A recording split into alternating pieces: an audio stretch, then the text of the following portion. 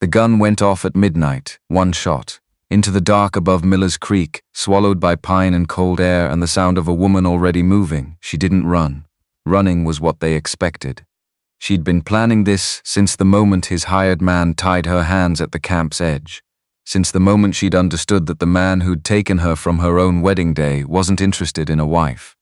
He was interested in a signature, in money, in the legal fiction he'd spent 3 years hunting her to reclaim, somewhere behind her, boots on frozen ground. Getting closer, somewhere ahead, in the dark between the trees, a man who had said he would come. She had left him a trail of white cotton in the dark, torn from her own wedding dress. She kept walking. The bread didn't care about her problems. That was the thing about bread. It didn't care that May Colton hadn't slept past 4 in the morning in 3 years. Didn't care that her back ached or that her knuckles had cracked open again from the combination of October cold and flour dust. Didn't care that outside the single high window of Earl Dunning's bakery, Millbrook, Montana was waking up the same way it woke up every single day, slow, gray, and exactly like yesterday. The bread just needed kneading, so she kneaded, both hands, full weight, push, fold, turn, push, fold, turn. The dough fought back the way good dough did, and she leaned into it harder. Flour rose in small clouds around her wrists. The cast-iron stove breathed heat into the narrow back room, and outside, the sky held the particular shade of dark that meant maybe another hour before sunrise. 24 years old. She had memorized the color of pre-dawn Montana sky. That was her life, and some mornings that fact sat fine, and some mornings it sat like a stone dropped into still water, spreading, widening, impossible to ignore. This was a stone morning. She'd been awake since 3, which wasn't unusual. What was unusual was what had kept her awake. Not insomnia, not the cold that found the gap under the back door, not the noise from the saloon 2 streets over that sometimes ran past midnight on Fridays. What had kept her awake was the letter, except it wasn't a letter. It was a single line on a folded piece of paper, slipped under the bakery's front door sometime in the night. She'd found it when she came downstairs at 3:45 to start the fire. She hadn't told Earl, she hadn't told anyone. The paper was in her apron pocket right now. She could feel it the way you feel a pebble in your boot, small, specific, impossible to stop noticing. Fold, turn, she'd read the line 11 times, maybe 12. It didn't change. It said, May Colton Millbrook, I'm on my way. No signature. No return address on the envelope. Just those 8 words in handwriting she didn't recognize, which should have been a comfort. Unrecognized handwriting meant she couldn't place the sender, except that wasn't a comfort at all, because nobody in Millbrook knew her full name. She'd been May to Earl, May to the customers, May to the women at church who nodded at her in that polite way that meant they knew she existed, but hadn't decided yet whether to include her in anything real.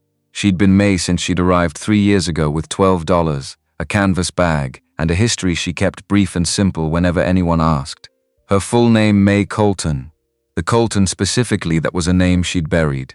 That was a name from Iowa, from before, from the part of her life she'd folded small and put somewhere she didn't look anymore. Somebody had unfolded it. Fold, turn, don't think about it. Make the bread. The morning loaves needed another 10 minutes before they went in to rest. 6 white, 4 wheat, 2 with the herb crust that Mrs. Beaumont ordered every Thursday without fail. Even though today was Monday, May would make them anyway. They'd sell before noon because people in Millbrook had learned by now that the herb crust didn't last. She thought about that, the small, predictable wants of a small, predictable town, and found she was grateful for it. Predictable meant she knew what to do.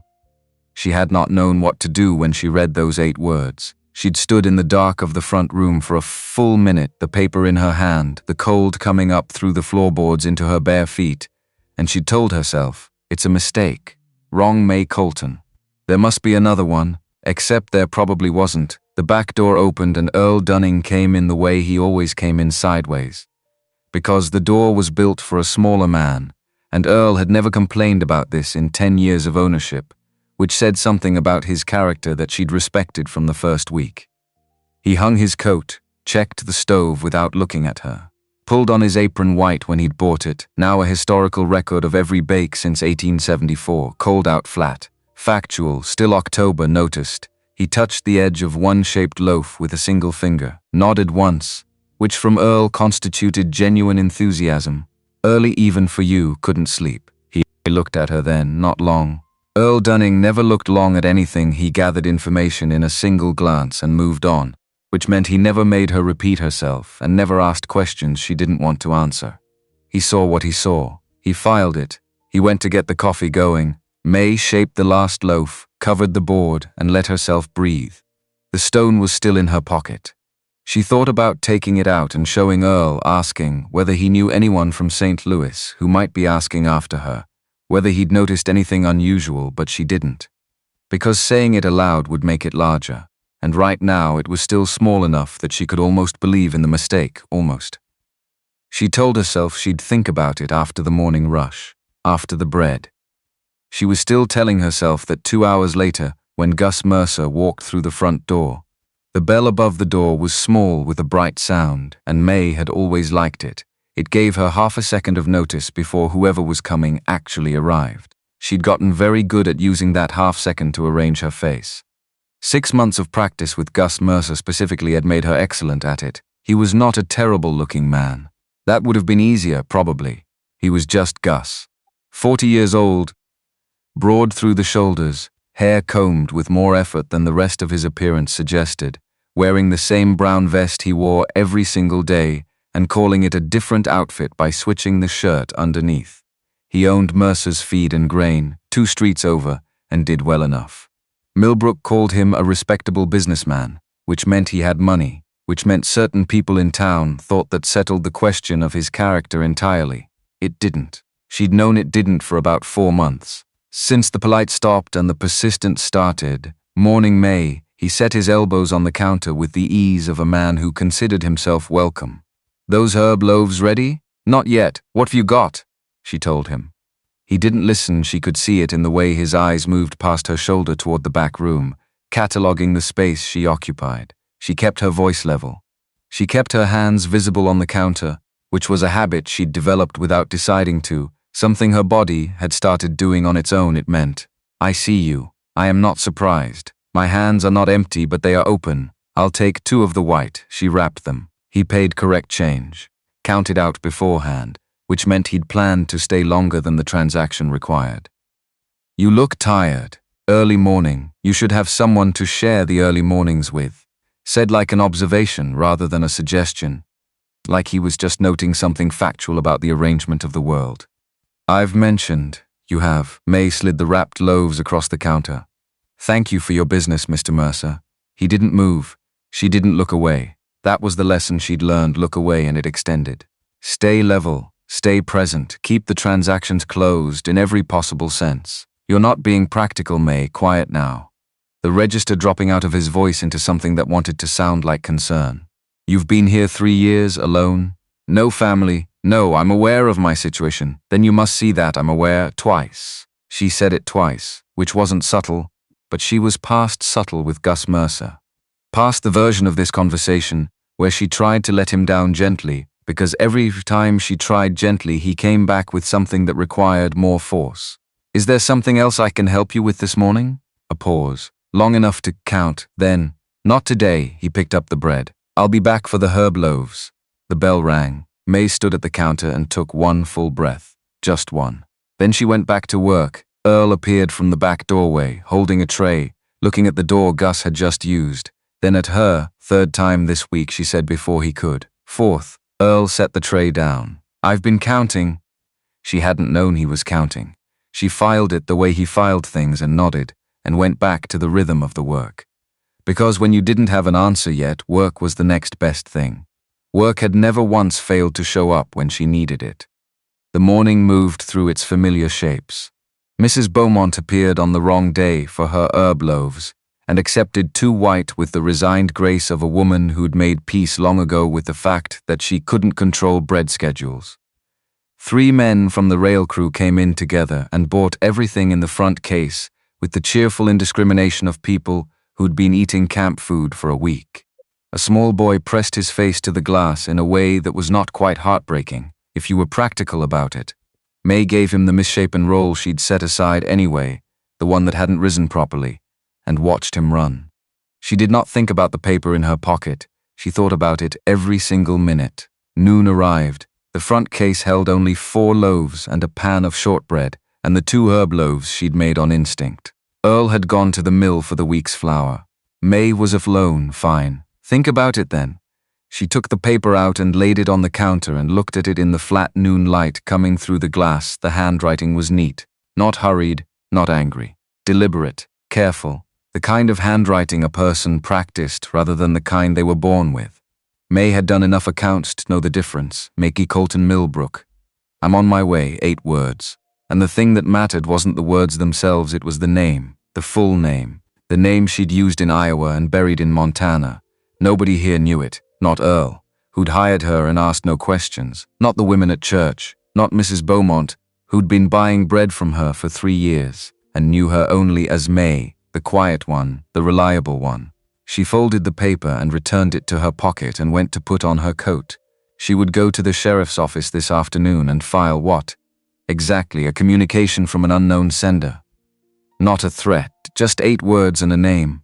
She could almost hear Sheriff Morrow's expression going carefully professional, which was what it did when something wasn't technically a crime, but he could see it mattered. She told herself, after the afternoon, after the supplies, she went out into the October noon. Main Street at midday had a specific character, not busy exactly, but occupied, purposeful. Horses stood patient at the hitching rails. A wagon moved past with a load of cut timber, the driver's breath showing white. 2 women in good wool coats had been outside the milliner's long enough to suggest they intended to remain. Children ran in the gap between the hardware store and the barber shop for no reason except that they could. May went toward the general store for the week's supplies: oil, cinnamon, salt blocks, the dried fruit Earl had been waiting on. She was organizing the list in her head when she heard the sound from the direction of the post office. Lotta, not the comfortable kind. The other kind, the sharp collective sound of people finding someone else's situation amusing and being willing to be publicly amused by it. A cluster of 6 or 7 men had gathered around the community board outside the post office. They were doing what crowds did when they'd found something they considered an easy target. May could see over the nearest shoulders to the board itself, where the usual notices lived: lost horses, church meetings, the county recorder's announcements, and something new. A piece of paper in the left corner, handwritten, tacked with 2 nails. She read it. Then she read it again, looking for a wife. I am Hale Rourke of the Rimrock Ranch, 6 miles north of Millbrook. I have a good house and good land, and I will treat a wife with respect. I am not a man of many words, but I am honest and hard-working. If you want a quiet life, please come. One of the men was performing the notice in an exaggerated voice for the benefit of the others. She caught the name Hale Rourke, and she caught the laughter that followed it, and she understood the shape of what was happening without needing to hear the specific words. She'd heard of Hale Rourke the same way everyone in Millbrook had. Not clearly, just the outline of him, too large, too quiet. Some story from Denver that nobody could tell straight, just the alarming skeleton of it. She read the notice a 3rd time. She was thinking about structure, the specific structure of it. He'd listed what he had and what he was before anything else. He hadn't called himself handsome or prosperous, or made claims about what marriage to him would provide beyond what he could actually deliver. And at the end, please, just sitting there, unadorned. Not please come if you're interested or please inquire. Just please come. Like he'd considered the word carefully and decided it was the accurate one. She thought about Gus Mercer's 4th visit this week. About the way he'd said you're not being practical, like practicality was a gift he was offering rather than a lever he was using. She thought about the paper in her apron pocket. I'm on my way. And she thought entirely against her will. With a clarity that startled her, I could go. Not because she was desperate. She had work and a room, and the independence she'd built herself from nothing, which was real and she knew its value. She wasn't going to trade it away for just anything. But she was 24 years old in a town where the visible options were Earl Dunning's bakery forever, or Gus Mercer's persistence escalating, until she had to say something so definitive that she'd have to live with the fallout. And a man had written the word please on a public notice board, and he'd meant it. By the look of the handwriting, she reached into her coat's inside pocket for the small notebook she kept for lists and measurements, tore out a page, wrote, I will come this Saturday, May Colton, folded it, took it to the postal window and asked if anyone was collecting mail for the Rimrock Ranch.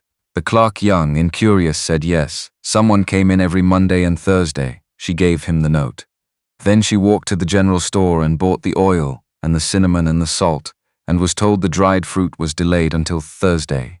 She did this without drama. She checked off the list. She went back to the bakery. She spent the rest of the afternoon thinking about what she'd done. That evening she was closing the front case when the bell rang and she looked up. Not a customer.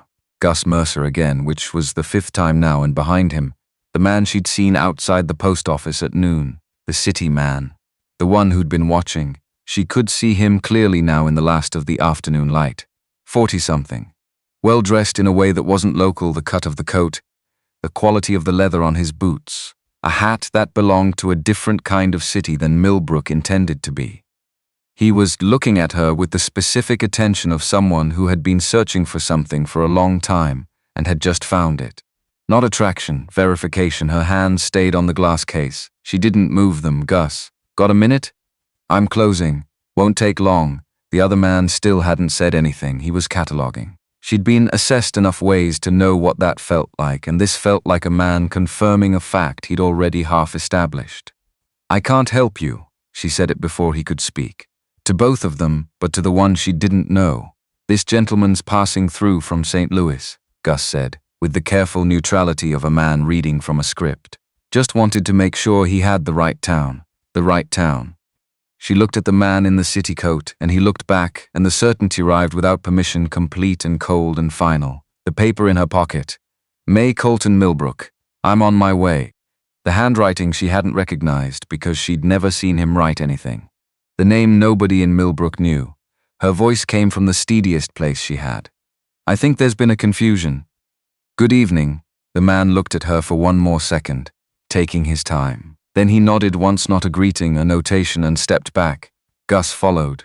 The bell rang on their way out. May stood in the empty bakery and held herself very still. Then she locked the front door. Then the back, checked both locks twice, which she didn't usually do. She stood in the middle of the back room with her coat on and thought about what she knew. Someone had put a note with her full name under this door. A man from St. Louis was in Millbrook. He had come to this bakery specifically with Gus Mercer, which meant Gus had known about him before tonight, which meant Gus, who'd been coming here 4 times a week for 6 months, and who knew her schedule and her routine and her habits, had been providing information to someone who was looking for her. She thought, how long has Gus Mercer known my full name? She thought, how long has he known someone was looking for me? And underneath both of those, quieter and more dangerous, she thought about what a man from St. Louis might want with May Colton. The Colton part specifically, the buried part. She took the paper from her pocket, looked at it once more. Then she folded it very small and moved it to the inside pocket of her coat, where it would stay on her person until she understood what it meant. Saturday was 5 days away. She went upstairs to her room, small, organized in the way of someone who'd learned not to keep what she couldn't carry, and sat on the edge of the bed and looked at the ceiling. She thought, go tomorrow. Don't wait for Saturday, she thought. No, you said Saturday. You keep your word, she thought. And between now and Saturday, you figure out who Douglas Pratt is and why he's here. Before he figures out what his next move is, she went to sleep with that thought. In the morning she made bread and went about the week, with the quality of waiting that she'd gotten good at, not passive, not visible from the outside, but running calculations constantly underneath. The week between had its own weather. Tuesday and Wednesday were ordinary enough, the work, the customers, Earl's reliable silence, the routine that had held for 3 years.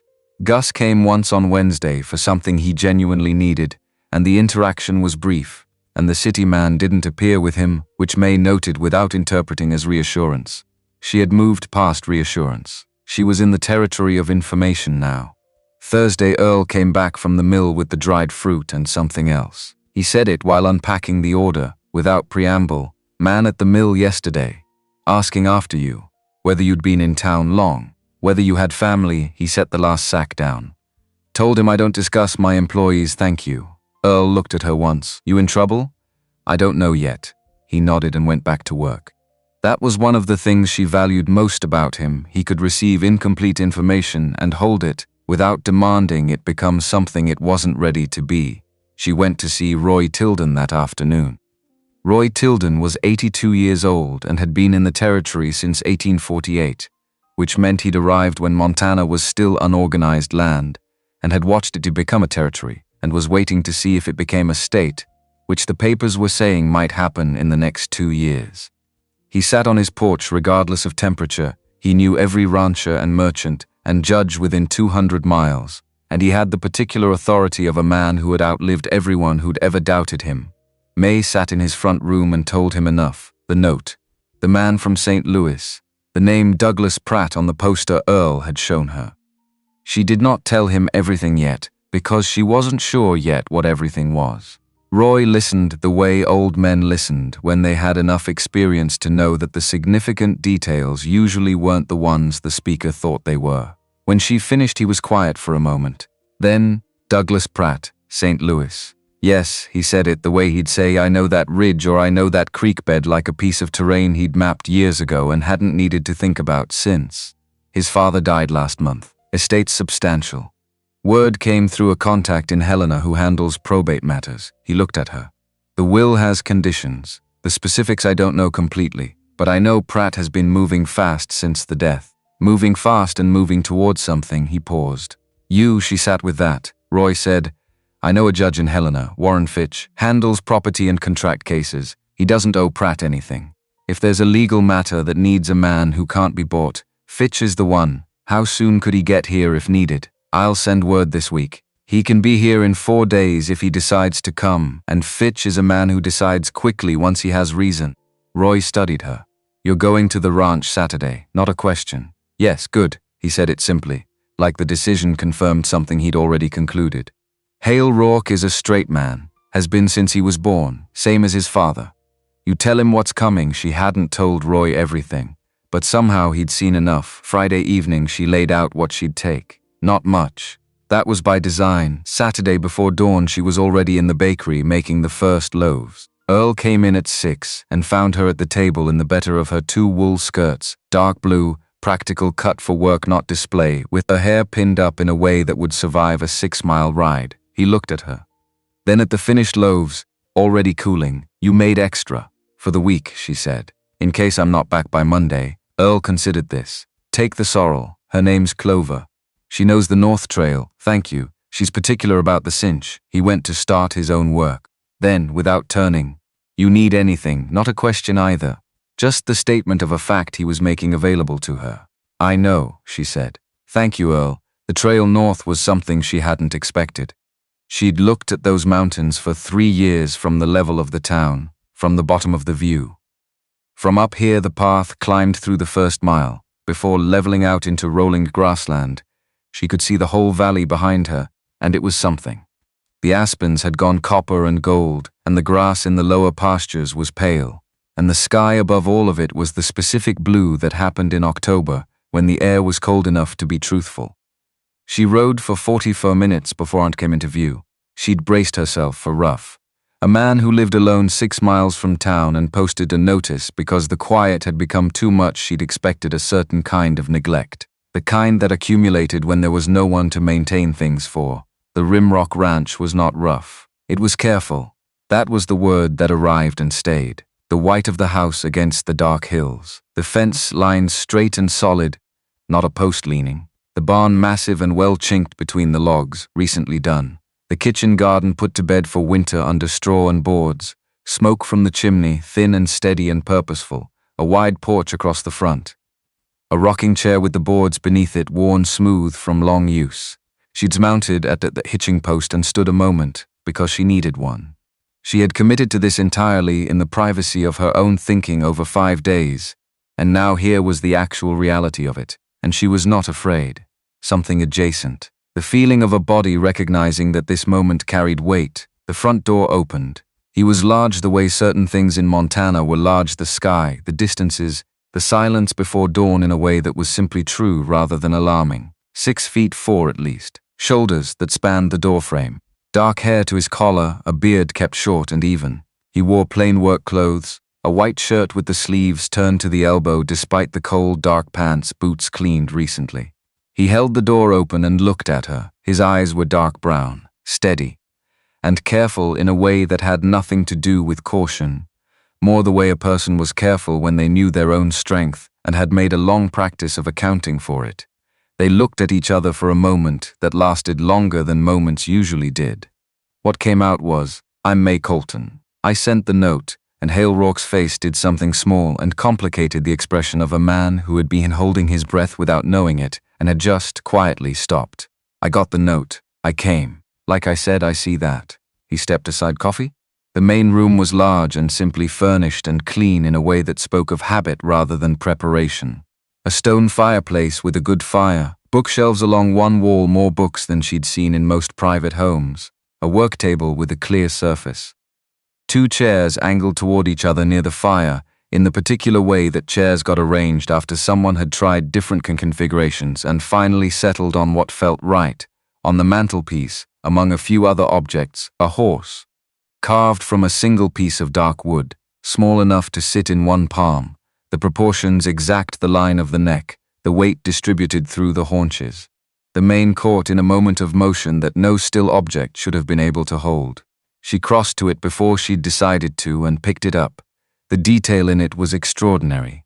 She turned it over and ran her thumb along the carved muscles of the shoulder, the texture of the mane. This was not something made to pass an evening. This was something made because the maker cared about doing it correctly. Hale came back from the kitchen with 2 cups. He saw her holding the horse and color moved through his face, immediate, unguarded, gone quickly. Nothing special. Something to do with my hands in the long evenings. You shouldn't say that about something made this carefully. She set it back exactly where it had been. Did you make others? Some. She turned to look at him, and he was watching her with that steady expression, still trying, she thought, to determine whether she was genuine, or whether this was an elaborate version of the joke the men at the board had been making at his expense. She sat in one of the chairs near the fire. He sat in the other. Space between them appropriate, unforced. The fire made a sound that wasn't silence. "Tell me about your father," she said, and something in him, she watched it happen. That subtle shift settled. "He built this from nothing," Hale said. "Came west in 1865, right after the war. Looking for some place quiet where a man could live without it being held against him." He paused. "Good man. Quiet like me, I suppose. But good your mother?" "She died when I was 12. Fever," said without asking for anything in return, which was the only way she trusted people to say hard things. She recognized the particular compression of it, grief that had been carried so long it had become load-bearing. "I'm sorry." He looked at his cup, then quietly, "You?" So she told him the shape of it. Iowa, the farm. The fever that took both her parents in the same week when she was 19, a cruelty that other people found remarkable, she'd discovered later, but that she'd been so deep inside at the time she'd had nothing to compare it to. The farm sold to cover debts, the stage that stopped in Millbrook, and the $12 that meant she could get off here and try. He listened the way he did everything without crowding it. She said, 3 years making bread, a pause. "It's honest work. You like it?" "I like that bread is consistent. You put in the right ingredients and the right effort and it becomes what it's supposed to be." She looked at the fire. "Not everything works that way." His expression shifted slightly, something in it she couldn't fully name yet. "Recognition, maybe. The beginning of it," he said. "The men in town laughed at the notice." "Yes, you didn't." "No," he waited, she said. "You wrote what you actually have. Not more." She met his eyes directly, which she'd learned to do from years of practice in situations where it mattered. "Most men don't do that." He was quiet a moment, then, "Most men don't have to," which was yes, exactly. She asked about the ranch, and he accounted for it without pride or apology. 300 head of cattle, railroad buyers in full, the breeding herd managed for quality over quantity. He talked about horses with an ease he didn't bring to most subjects.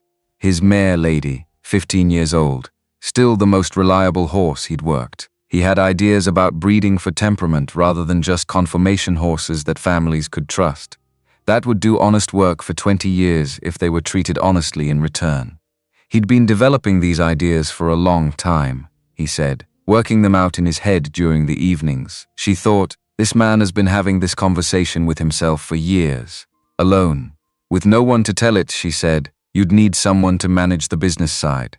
Contracts, correspondence, bloodline records, buyer relationships. That's not small, he stopped. What do you mean? I'm describing what the work would actually require. She kept her voice even, practical. I've been keeping Earl's accounts for 2 years quiet. Long enough that she almost spoke again, then very carefully, "You'd want to do that?" Not quite a question, but asking something. "I'd want to do that," she said. "If it was ours." The word sat between them. The fire made it sound. Later, when the sun had moved enough to tell her she needed to head back before dark, she stood to go, and Hale walked with her to the porch. That was when she saw the swing. She'd walked past it when she arrived, but it had been covered with canvas, and she'd taken it for stored equipment. Now it was uncovered, hanging from the porch ceiling on new chains, the seat smoothed to a pale finish. She put her hand on the wood. Cold at the surface, the grain underneath like something living. "When did you make this?" He was looking at the mountains. "During the week, this week?" "Yes." She didn't say anything for a moment. She stood with her hand on the swing that he'd built during the week between her note arriving and her actual arrival, in case she came, because if she came when there should be somewhere comfortable to sit. She held that fact carefully. The way you held something fragile, not because it might break, but because it deserved to be held that way. She said, "Next Saturday, if you want, I want." She mounted Clover and rode back south with the afternoon light going sideways across the grass, and something in her chest that was new and warm and not yet named. Behind her, 6 miles. A man was doing something with his hands in the evening quiet of a house that was about to become something else. She didn't know that yet. She was only beginning to know anything about him. But she kept thinking about the horse on the mantelpiece. The way it looked like it was about to run. The second Saturday she brought ingredients for beef stew. Not because she'd planned to bring nothing. To arrive empty-handed and see what that revealed, but sometime Thursday morning she'd woken before 4 with the specific knowledge that she wanted to cook in that kitchen. The large clean one with the iron pots on their hooks. To cook for someone rather than for a commercial transaction. To find out what that felt like, Hale opened the door before she'd finished tying Clover and looked at the bundle in her arms with that guarded gladness she was learning to read. "You didn't have to, I know." She went past him into the kitchen because that settled it. He stayed out of the back room while she worked, which was the correct instinct, and she appreciated it. He was in the main room. She could hear him moving. The unhurried sounds of a man at ease in his own space, and the kitchen was hers for the hour it took. She found everything where she'd have put it herself, which she noticed. The spices organized by use frequency, not alphabetically, which was more useful. The knives sharp, the cutting board dry. She called through the doorway, "Tell me about the breeding program." The specifics, and he did. He talked from the other room while she worked, and his voice had the quality it got when he was describing something he'd thought through alone over a long time, more words than usual, more precise. He wanted horses bred for temperament first, conformation second. He'd identified ranches in Colorado and Wyoming that were buying riding horses for families and paying fair prices for animals they could trust. He had ideas about which bloodlines produced the intelligence and willingness he was looking for. He'd been working the numbers. She put the stew on and stood in the doorway. "You'd need a foaling calendar, separate records for each mare, buyer correspondence filed by region." She paused. "And someone who could write a letter that didn't sound like a ranch ledger." He appeared in the kitchen doorway, leaning against the frame, looking at her with that expression, the one she was cataloging, the one that kept adding depth each time she saw it. "You're describing a partnership. I'm describing what the work requires." She went back to stir the pot. Same thing, they ate at the kitchen table, which was built 8 and had held one person for years, and it was easier than any meal she'd shared with anyone in longer than she could comfortably calculate. Not because they talked constantly. They didn't. There was quiet too, and both kinds felt like the same thing, which was company. The third Saturday, the heifer was in trouble. May arrived to find the barn door wide open and Hale inside with his sleeves up past his elbows despite the November cold. A young heifer in the far stall past her limit of endurance, breech and hours into it. May was off Clover and into the barn before she'd consciously made the decision to go there. "Hold her head," Hale said without turning. "Keep her steady." May knelt in the straw and put both hands on the heifer's neck and spoke to her, not words exactly. Just sound and tone, the register you used with a frightened animal, because the frequency of a calm voice did something to an animal's nervous system that words never could. The heifer's eye rolled toward her and then fixed, and May held the gaze and kept talking. What Hale did for the next 40 minutes she could not entirely see, but she understood it through what she could hear: the sustained, careful effort of a man who knew that force would end this wrong, and that there was only one speed for this work, which was whatever speed the animal required. Not once did he rush. Not once did he force. He worked with a patience that had nothing passive in it: active, directed, precise. Then a different quality of effort from him. Change, then the calf came. A rush, a silence, and then Hale's hands moving fast and certain, clearing airways, and the small chest beginning its first rise. Bull calf, Hale said, his voice doing something she hadn't heard from it before: a roughness underneath the words, like relief pressing up against the surface from the inside. Strong one. The heifer turned to her calf with the complete and ancient tenderness of it, and May sat back on her heels in the straw. She felt the tears on her face and had no opinion about them. They were simply there, evidence of what had happened. Hale held out a cloth without looking at her. She took it. She said, "You have extraordinarily patient hands." He looked at them, work-scarred, resting open on his knees. "My father used to say that a man my size being gentle was a waste, that I'd have done better to be harder." He watched the calf find its legs. He didn't mean it cruelly. He just couldn't see what the gentleness was for, she said. "I can see what it's for." He didn't answer, but something in his profile changed. The fourth Saturday, the snow came in the afternoon and made the decision for them.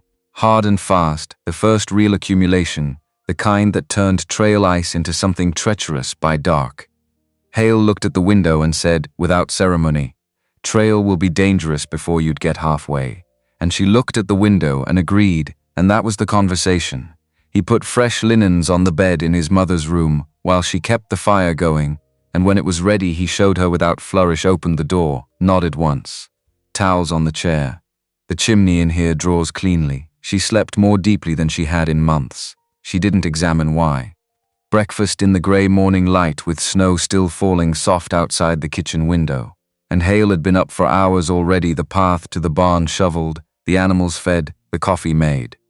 He sat across from her and they ate in the way of people who were comfortable enough to be quiet together, which was its own kind of trust. She said, "I could get used to this." He looked at her across the table directly, which he didn't always do, and which always meant he was saying something he wanted to make sure she received.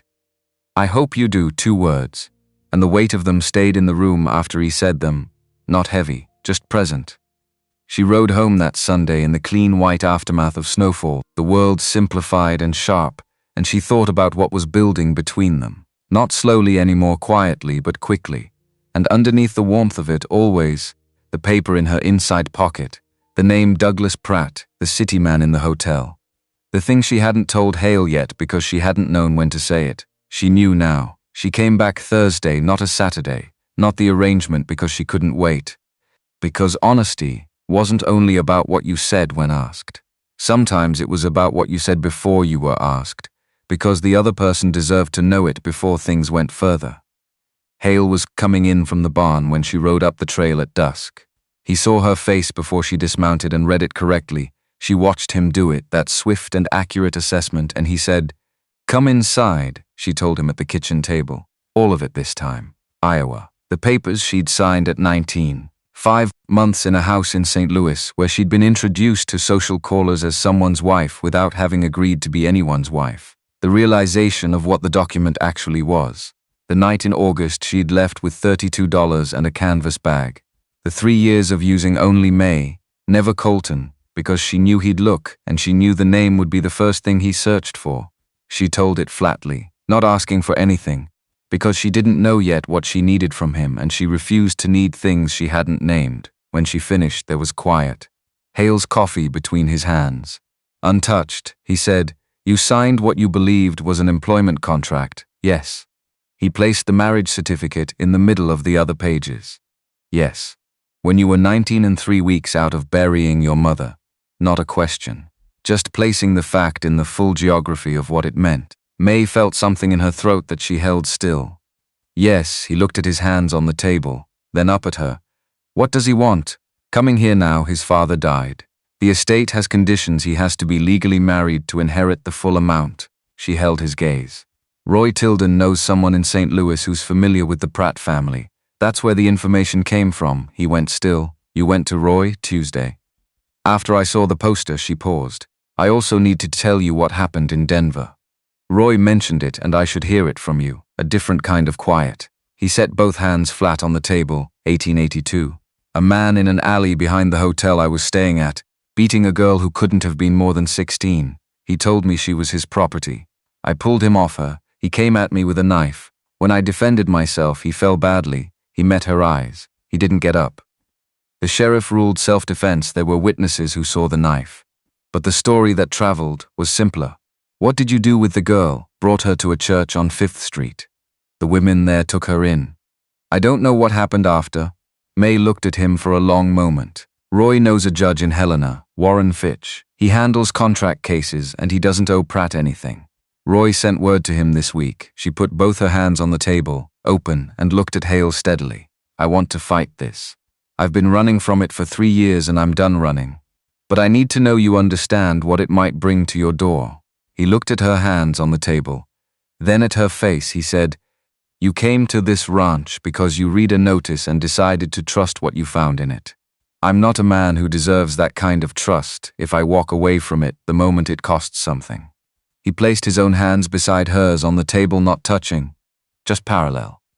Tell Roy to contact Fitch, and on Saturday we do what we plan to do. She looked at him across the table, in the kitchen of the house that was becoming hers in ways she hadn't fully accounted for yet. She said, you're not afraid of him.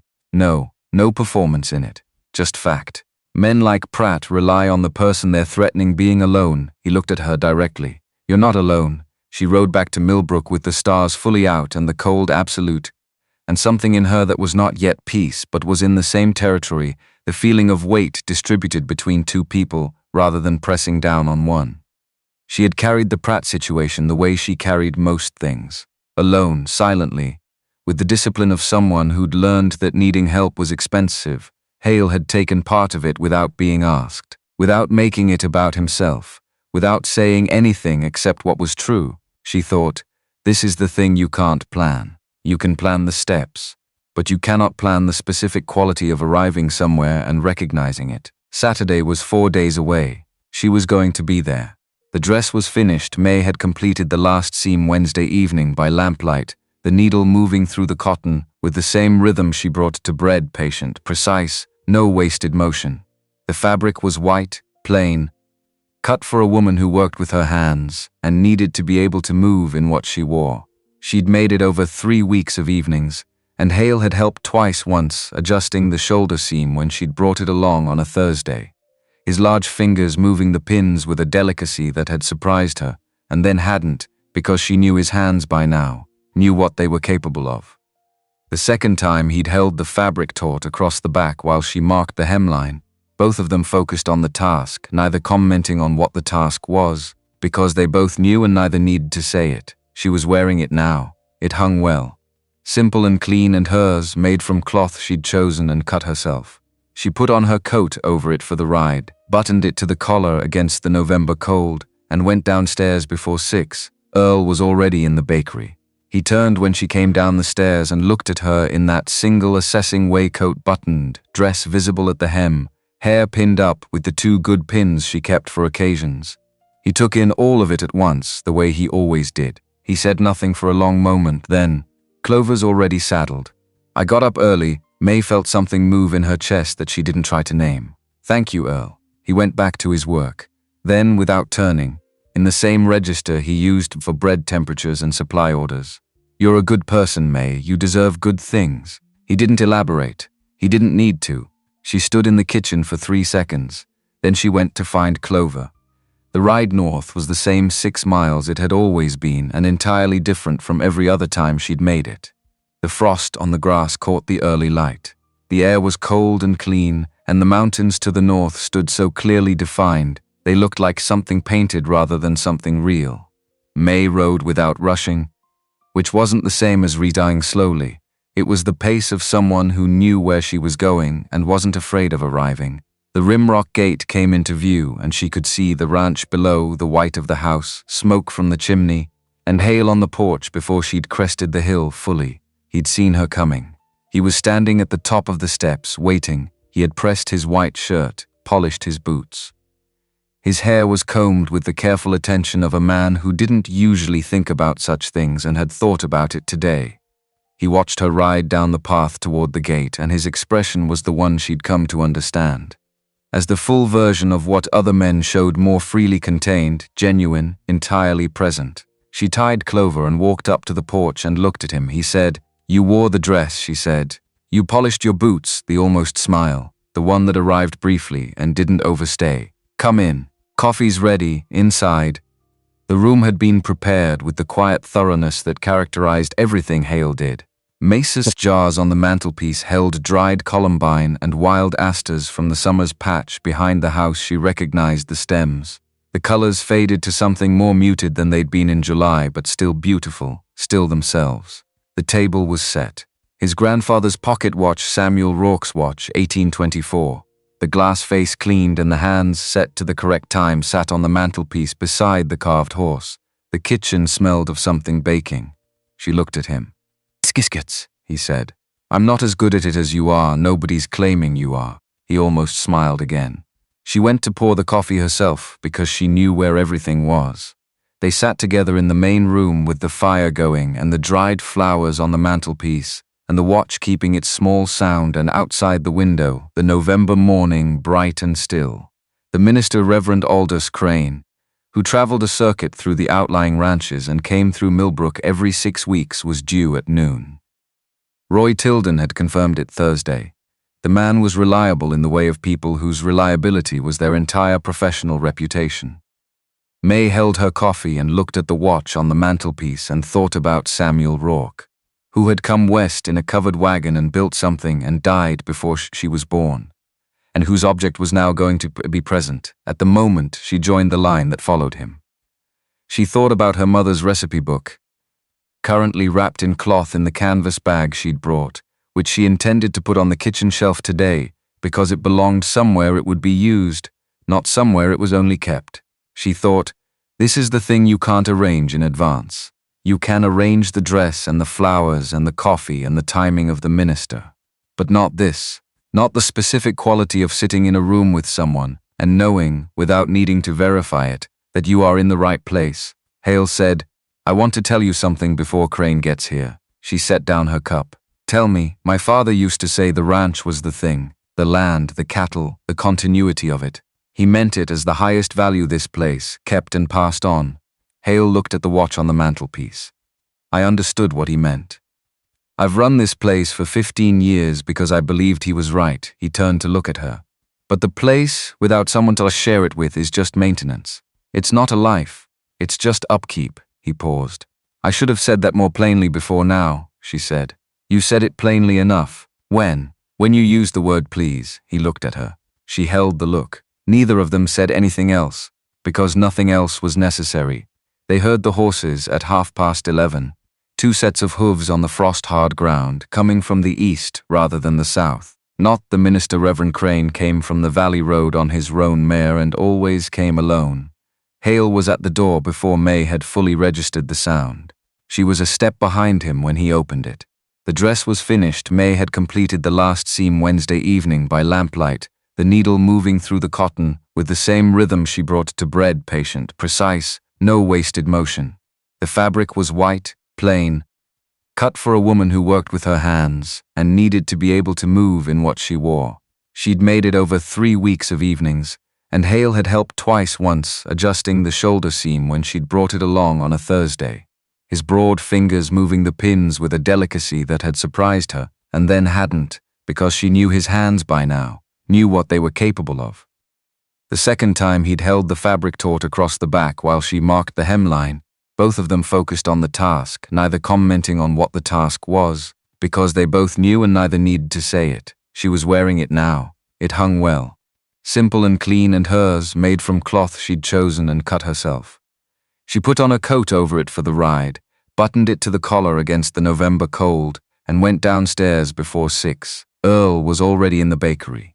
He turned when she came down the stairs and looked at her in that single assessing way coat, buttoned, dress visible at the hem, hair pinned up with the 2 good pins she kept for occasions. He took in all of it at once, the way he always did. He said nothing for a long moment, then, "Clover's already saddled. I got up early." May felt something move in her chest that she didn't try to name. "Thank you, Earl." He went back to his work. Then, without turning in the same register he used for bread temperatures and supply orders, "You're a good person, May. You deserve good things." He didn't elaborate. He didn't need to. She stood in the kitchen for 3 seconds. Then she went to find Clover. The ride north was the same 6 miles it had always been, and entirely different from every other time she'd made it. The frost on the grass caught the early light. The air was cold and clean, and the mountains to the north stood so clearly defined, they looked like something painted rather than something real. May rode without rushing, which wasn't the same as riding slowly. It was the pace of someone who knew where she was going and wasn't afraid of arriving. The Rimrock gate came into view and she could see the ranch below, the white of the house, smoke from the chimney, and Hale on the porch before she'd crested the hill fully. He'd seen her coming. He was standing at the top of the steps, waiting. He had pressed his white shirt, polished his boots. Hair's was combed with the careful attention of a man who didn't usually think about such things and had thought about it today. He watched her ride down the path toward the gate, and his expression was the one she'd come to understand, as the full version of what other men showed, more freely contained, genuine, entirely present. She tied Clover and walked up to the porch and looked at him. He said, "You wore the dress," she said. "You polished your boots." The almost smile, the one that rhymed mindfully and didn't overstay. "Come in." "Coffee's ready, inside." The room had been prepared with the quiet thoroughness that characterized everything Hale did. Mason jars on the mantelpiece held dried columbine and wild asters. From the summer's patch behind the house she recognized the stems. The colors faded to something more muted than they'd been in July, but still beautiful, still themselves. The table was set. His grandfather's pocket watch, Samuel Rourke's watch, 1824. The glass face cleaned, and the hands set to the correct time sat on the mantelpiece beside the carved horse. The kitchen smelled of something baking. She looked at him. "Biscuits," he said. "I'm not as good at it as you are. Nobody's claiming you are." He almost smiled again. She went to pour the coffee herself because she knew where everything was. They sat together in the main room with the fire going and the dried flowers on the mantelpiece, and the watch keeping its small sound, and outside the window the November morning bright and still. The minister, Reverend Aldous Crane, who traveled a circuit through the outlying ranches and came through Millbrook every 6 weeks, was due at noon. Roy Tilden had confirmed it Thursday. The man was reliable in the way of people whose reliability was their entire professional reputation. May held her coffee and looked at the watch on the mantelpiece and thought about Samuel Rourke, who had come west in a covered wagon and built something and died before she was born, and whose object was now going to be present at the moment she joined the line that followed him. She thought about her mother's recipe book, currently wrapped in cloth in the canvas bag she'd brought, which she intended to put on the kitchen shelf today, because it belonged somewhere it would be used, not somewhere it was only kept. She thought, this is the thing you can't arrange in advance. You can arrange the dress and the flowers and the coffee and the timing of the minister, but not this. Not the specific quality of sitting in a room with someone and knowing, without needing to verify it, that you are in the right place. Hale said, "I want to tell you something before Crane gets here." She set down her cup. "Tell me, my father used to say the ranch was the thing. The land, the cattle, the continuity of it. He meant it as the highest value this place, kept and passed on." Hale looked at the watch on the mantelpiece. "I understood what he meant. I've run this place for 15 years because I believed he was right." He turned to look at her. "But the place without someone to share it with is just maintenance. It's not a life. It's just upkeep." He paused. "I should have said that more plainly before now," she said. "You said it plainly enough. When you used the word please." He looked at her. She held the look. Neither of them said anything else, because nothing else was necessary. They heard the horses at 11:30.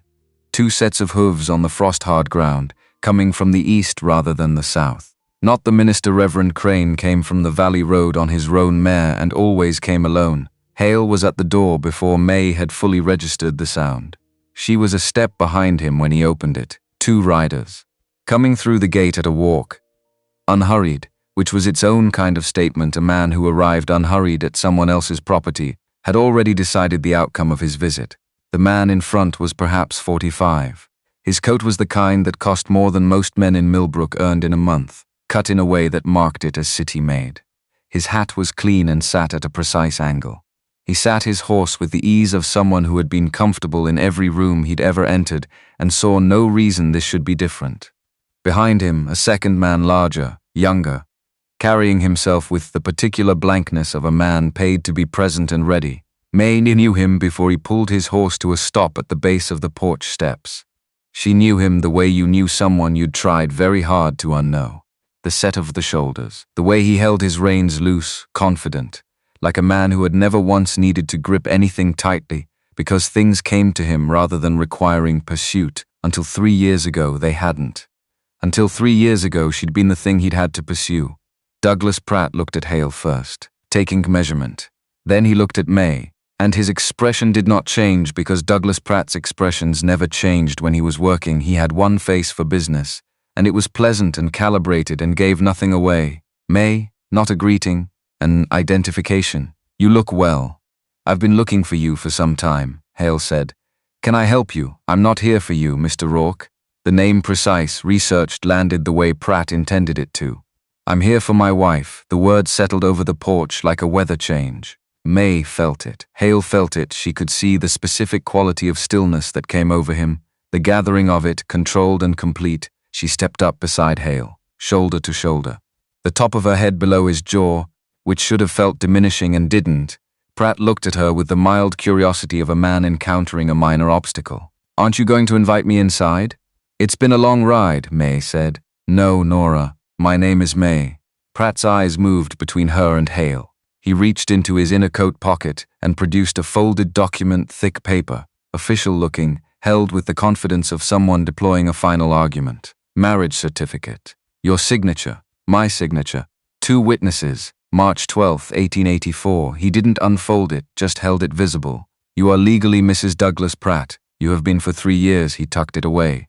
"My father passed last month. His estate has provisions that require my wife's presence in St. Louis before the end of December." "I'm here to bring you home," Hale said. "Step off my land." Pratt looked at him with the expression of a man encountering a complication he was confident was manageable. "Mr. Rourke, I understand you have an attachment to this woman. That's unfortunate, and I do have sympathy for it. But she's legally my wife and I have documentation that a court will uphold, which makes your position here," I said. "Step off my land, and if I decline?" The pleasant face held. "You have a history in Denver, a man dead. Ruled self-defense, yes. But a territorial court reviewing a situation where a man with your record interferes with another man's legal marriage rights would not look favorably on your actions." He paused. "I'd consider carefully." The silence that followed was the kind where everyone present understood what was in the balance and no one had moved yet. May was running calculations, fast, clear, without sentiment. She knew the legal reality. Pratt was correct about the document. It existed. Her signature was on it. Whatever the circumstances of that signature, whatever fraud had produced it, she could not counter it standing on a ranch porch with nothing in her hand. The telegram to Warren Fitch had been sent, but Fitch had not replied. Roy was working through his contacts, but the work was not finished. They needed days, and right now she did not have days. She needed hours. She put her hand on Hale's arm, just rested it there, lightly. He didn't look at her, but she felt the muscle beneath her palm coiled, waiting. 2 hours, she said, to Pratt. "Give us 2 hours." Pratt considered this with the air of a man being generous. 2 hours. "I'll wait at the gate." He turned his horse and rode back toward the fence line. The hired man followed. Inside, door shut. The dried flowers on the mantelpiece, the watch keeping its small sound, the biscuits cooling in the kitchen that they were not going to eat now. She said, "Listen to me," he said. "I'm listening. He's right about the document. My signature exists and he can produce it, and a court will see it first before it sees anything else. If you confront him physically right now," she stopped. Chose the words carefully. "He told you about Denver because he wants you to react. If you react, you hand him exactly what he came here for." Hale was looking at the wall, jaw set. She watched him hold himself in. She said, I know that's not what you want to hear." He turned to look at her. "What I want," he said very quietly, "is for him not to take you. There's a way to prevent that." She moved to stand directly in his line of sight. "Roy sent word to Fitch this week. Fitch is careful, but he moves when he has reason. If Roy can reach him today, telegraph, rider, whatever is fastest, Fitch can be here in 4 days. 4 days is enough if Pratt doesn't get me across the territorial border first. She held his gaze. I need you to use the 2 hours. Ride to Roy. Have Roy telegraph Fitch directly. Then come find me. He looked at her with an expression that cost him something visible. You're asking me to let him take you. I'm asking you to trust the plan over the reaction. She held both his hands in hers, work-roughened, warm, capable of things she'd seen with her own eyes. I will leave you markers. I will be findable. And I know these roads and this territory because you've shown me 3 months of it. She pressed his hands once. 4 days. Roy, then Fitch, then you find me. In that order, he looked at their joined hands, then at her face. He said, I'm going to find you, not a question. A statement of a thing he was making into a fact. She said, I know. That's why I can go. 1 hour and 43 minutes later, she walked out of the ranch house with her canvas bag, her mother's recipe book inside, the cloth she'd wrapped it in, a change of clothes she'd brought for after the ceremony. She did not look back at the DPs, did not look at the watch or the carved horse or the dried flowers in the jars. She looked at Pratt, who was waiting at the gate with the composure of a man who had expected this outcome, and she walked toward him with her spine straight and her face arranged and her left hand moving her skirt in a way that was natural and unremarkable, except that her left hand had a small strip of white cotton in it, cut from the hem of the dress, the wedding dress she was still wearing under her coat, and she let it fall at the base of the gate post as she passed through. She mounted behind Pratt without assistance. The horse moved east. The rimrock gate fell behind her. She didn't look back, but she knew exactly where Hale was standing. She knew the quality of the stillness he was holding. And she knew he was looking at the ground at the gate post, because she'd left the strip of white cotton exactly where he would look first. Find it, she thought, then ride.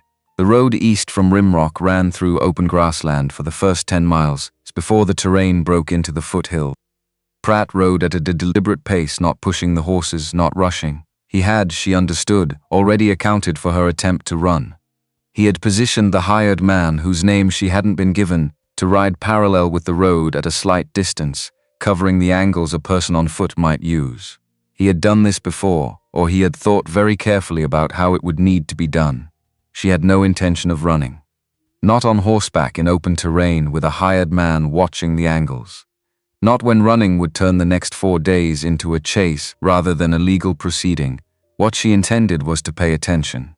The road went through 3 decision points in the first 20 miles, forks and junctions, where a traveler could branch off toward different towns, different rail connections, different distances from Montana territory. She noted each one.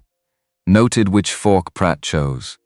Noted the rate of travel and the distance covered, doing the arithmetic in her head, building a map from the one she already carried from 3 months of Hale, showing her this country from Rimrock's perspective. At the first decision point, a wide fork where a farm track split off toward the river, she let her right hand drop to adjust the way she was sitting, and snapped a small branch from the scrub brush at the roadside, no more than 6 inches, dry, pale against the dark soil. She pressed it into the fork of the main branch at knee height, angled east, small enough to be invisible unless you were looking. Exactly what someone looking would find. At the second decision point, where the road passed through a gate belonging to an outlying ranch she didn't know by name, she did the same. Different branch, same angle, a language anyone could read if they knew to look. Pratt didn't notice. Pratt was talking. He talked the way he always had, pleasantly, informatively, in the register of a man sharing reasonable perspective on an unfortunate situation. He talked about the estate, about his father's wishes, about the provisions of the will that he was simply trying to fulfill in the most efficient manner possible. He talked about St. Louis in the winter, about the house, about how things would be arranged when they arrived. He talked about her position as though it were simply a matter of logistics, as though the conversation they were having on this road were a scheduling discussion rather than the continuation of an abduction. She listened, she noted.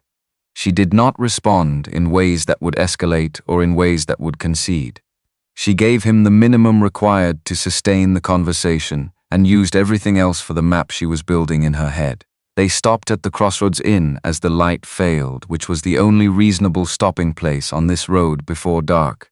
The building was a two-story structure, well-maintained, standing at the junction of two eastern roads with the practical confidence of an establishment that had been where it was for a long time and intended to remain.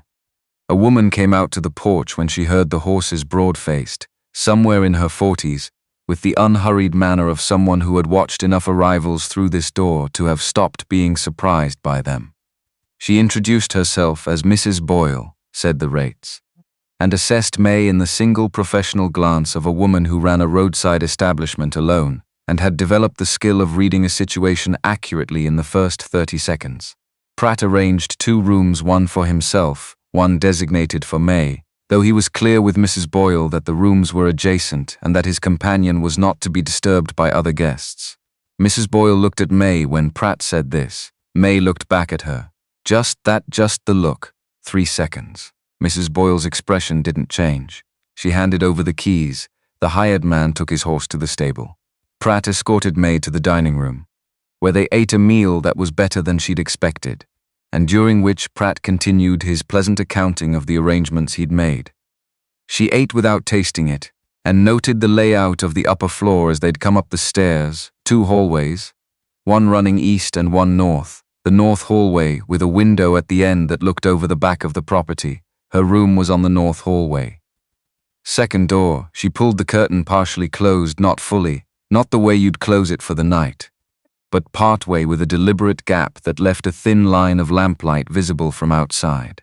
Then she sat in the chair by the small desk and took out the notebook she kept in her coat pocket and did arithmetic. Hale had 2 hours from the time she'd left. He'd have ridden immediately to Roy. Roy would have sent the telegram to Fitch, and then Roy would have told Hale about the Crossroads Inn, because Roy knew this road and Roy knew the logic of where a city man would stop. Hale knew the back trails. He would come tonight. She was not afraid of the dark or the cold or the narrow bed in this room. She was not afraid of Pratt, who was in the next room and whose confidence that she was contained was his central vulnerability. She was not afraid of waiting. But she was counting the minutes. She went to the window and looked out at the dark of the property below. The stable to the left, a storage shed. Beyond that, the line of pine trees that marked the property boundary and behind which, she calculated, the back trail from Rimrock emerged if you knew where to push through. She left the curtain exactly where it was half open, the lamplight making a thin visible line, and went back to the chair to wait. Hale had ridden to Roy's in 38 minutes on the fast roan. Roy was on his porch, which was where Roy always was, and he'd listened to Hale's account of the morning with the attention of a man who had already anticipated most of what he was being told and was waiting for the specific details that would confirm his model.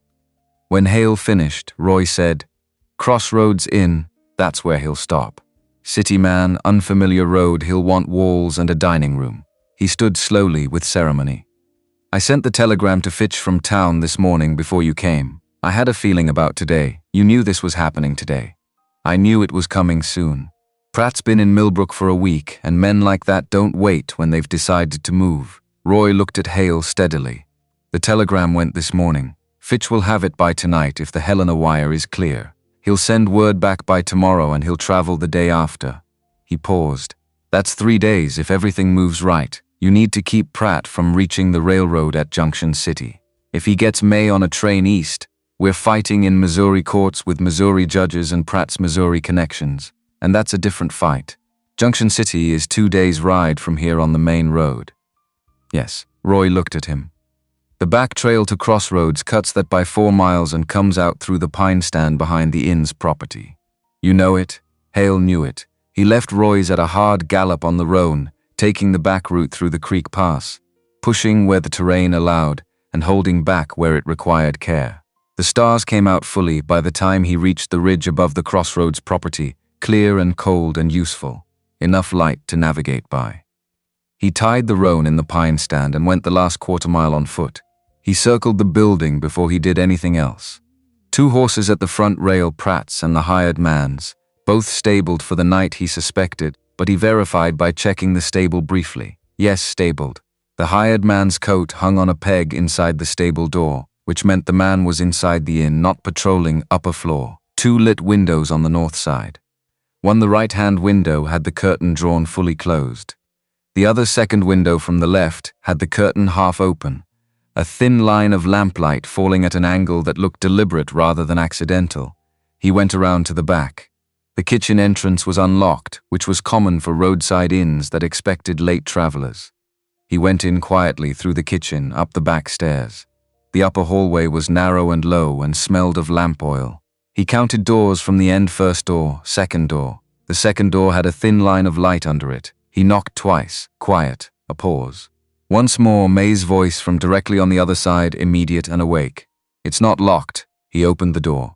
She was standing in the middle of the room with her coat on, and her canvas bag in her hand, and the lamp turned low. She'd been ready before he knocked. He could see it in everything: the coat buttoned, the bag positioned, her weight already forward. The white dress showed at the hem of the coat, the left side shorter than the right from the strip she'd torn at the gate. She looked at him with an expression that was not relief exactly. It was something prior to relief, the moment before a thing resolved into what it was going to be. She said, "You found the markers," he said. "All three. How long do we have?" "The hired man's in his room.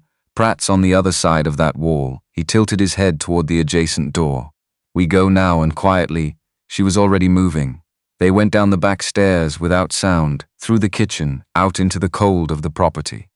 She didn't need direction, she'd already mapped the exit in her head, and she moved toward the pine stand with the certainty of someone executing a plan rather than improvising one. He followed her and covered the angle behind them. They were through the kitchen door and into the yard and across the open ground to the trees in under 2 minutes. Then the inn's back door opened. Not the hired man. Margaret Boyle, the innkeeper, with a lantern. She stood in the doorway and looked out at the dark, and her lantern swept across the yard and found nothing because they were already inside the tree line. But she stood there long enough to see the direction they'd gone, and she made no sound, and she went back inside and pulled the door shut behind her. May and Hale stood still in the trees for 30 seconds, listening. "Nothing from the inn, nothing from the upper windows," he said very low. "Horse is 50 yards north." They went. The roan took both of them without complaint. He was built for it, and the weight distribution was manageable on the wider sections of the back trail. May sat behind Hale, and he felt her arms around his waist, and the steadiness of her breathing, and both of those things helped him concentrate on the trail, which required concentration in the dark, even for someone who knew it. She said, against his back, "He'll come to Millbrook tomorrow, I know. He'll go tomorrow with the marriage certificate, and whatever warrant he's had prepared, I know. Roy needs to have told Morrow about Gus before Pratt arrives. If Morrow doesn't know about Gus, Pratt walks in with clean hands and a legal document and Morrow has to act on it. Roy knows he guided the roan around the creek bend, the water just audible below. He was going tomorrow tonight after I left him." A pause. "Tonight? Roy doesn't sleep much. Says it's a habit from the old days." He felt her exhale, not quite a laugh, but the shape of one. He told Morrow about Gus. About the payments, the letters, all of it. Morrow won't move on Pratt's warrant without verifying every piece of it first, and verification takes time. How much time? Enough. If Fitch travels Wednesday, he'll be here by Thursday afternoon. She was quiet for a moment, doing the arithmetic. He knew what she was calculating because he'd calculated it already. Pratt can push Morrow to act before Thursday if the warrant is solid enough. Morrow's a fair man. He won't sit on a legal document indefinitely. No. But a fair man who's just learned that one of his merchants has been operating as a paid informant for an outsider is a man who's very careful about anything connected to that outsider. He found the wider section of trail and let the roan pick up pace. Morrow's fair. He's also proud. Pratt being in his town, using Gus Mercer without Morrow knowing that matters to him. She absorbed this then. Judith Crean, he'd been about to say it. Roy's contact in Cheyenne sent a reply Thursday. She's willing to come. Roy sent for her immediately. She could be here by Tuesday on the stage if she left yesterday. He felt the shift in her behind him. He did this to her the same way, same document structure, same employment contract framing. 1880. He kept his voice even because the facts needed to be delivered evenly or they became something else. Roy's contact says she's been waiting for someone to ask. May said nothing for a time. He let her have the silence. They rode through it together, the dark and the cold and the back trail that he knew by memory, the roan moving steady beneath them. She said, eventually, "He chose us because we had nothing. Because nothing was supposed to mean no defense, he said. He was wrong about what nothing means. He felt her grip around his waist tighten slightly. Not fear. Something else. They reached Rimrock just after midnight. He got the roan settled and came inside to find her at the kitchen table, with her coat off and her notebook open, and a candle going, 3 items already listed on the page. He put the kettle on and sat across from her. She said, "Walk me through tomorrow." He did. Roy and Morrow. Judith Crane arriving Tuesday, Fitch arriving Thursday if the telegram had gone through and the roads were clear. The specific vulnerability in Pratt's position that Roy had identified, that everything Pratt had built in Millbrook rested on Gus Mercer's cooperation, and that cooperation was now exposed. She listened with her pen moving, adding notes, building the sequence. When he finished, she looked at what she'd written and then at him. She said, "And if Morrow acts before Fitch gets here? If Pratt pushes him hard enough with the warrant, then we give Morrow something that makes acting against you more complicated than waiting, which is the letters Roy found in Gus's office. The payments." He met her eyes. "Morrow can't enforce a legal document obtained by a man who corrupted his town if enforcing it means validating everything that corruption built. That's not a legal argument, that's a personal one. And Morrow takes the personal one seriously." She looked at him for a moment. Then she closed the notebook. She said, "Get some sleep. Tomorrow needs both of us sharp," he said. "You too." She went to the room that was hers, had been hers since the first overnight. The room that had stopped being his mother's room and started being May's room somewhere around the 2nd month, quietly, without announcement.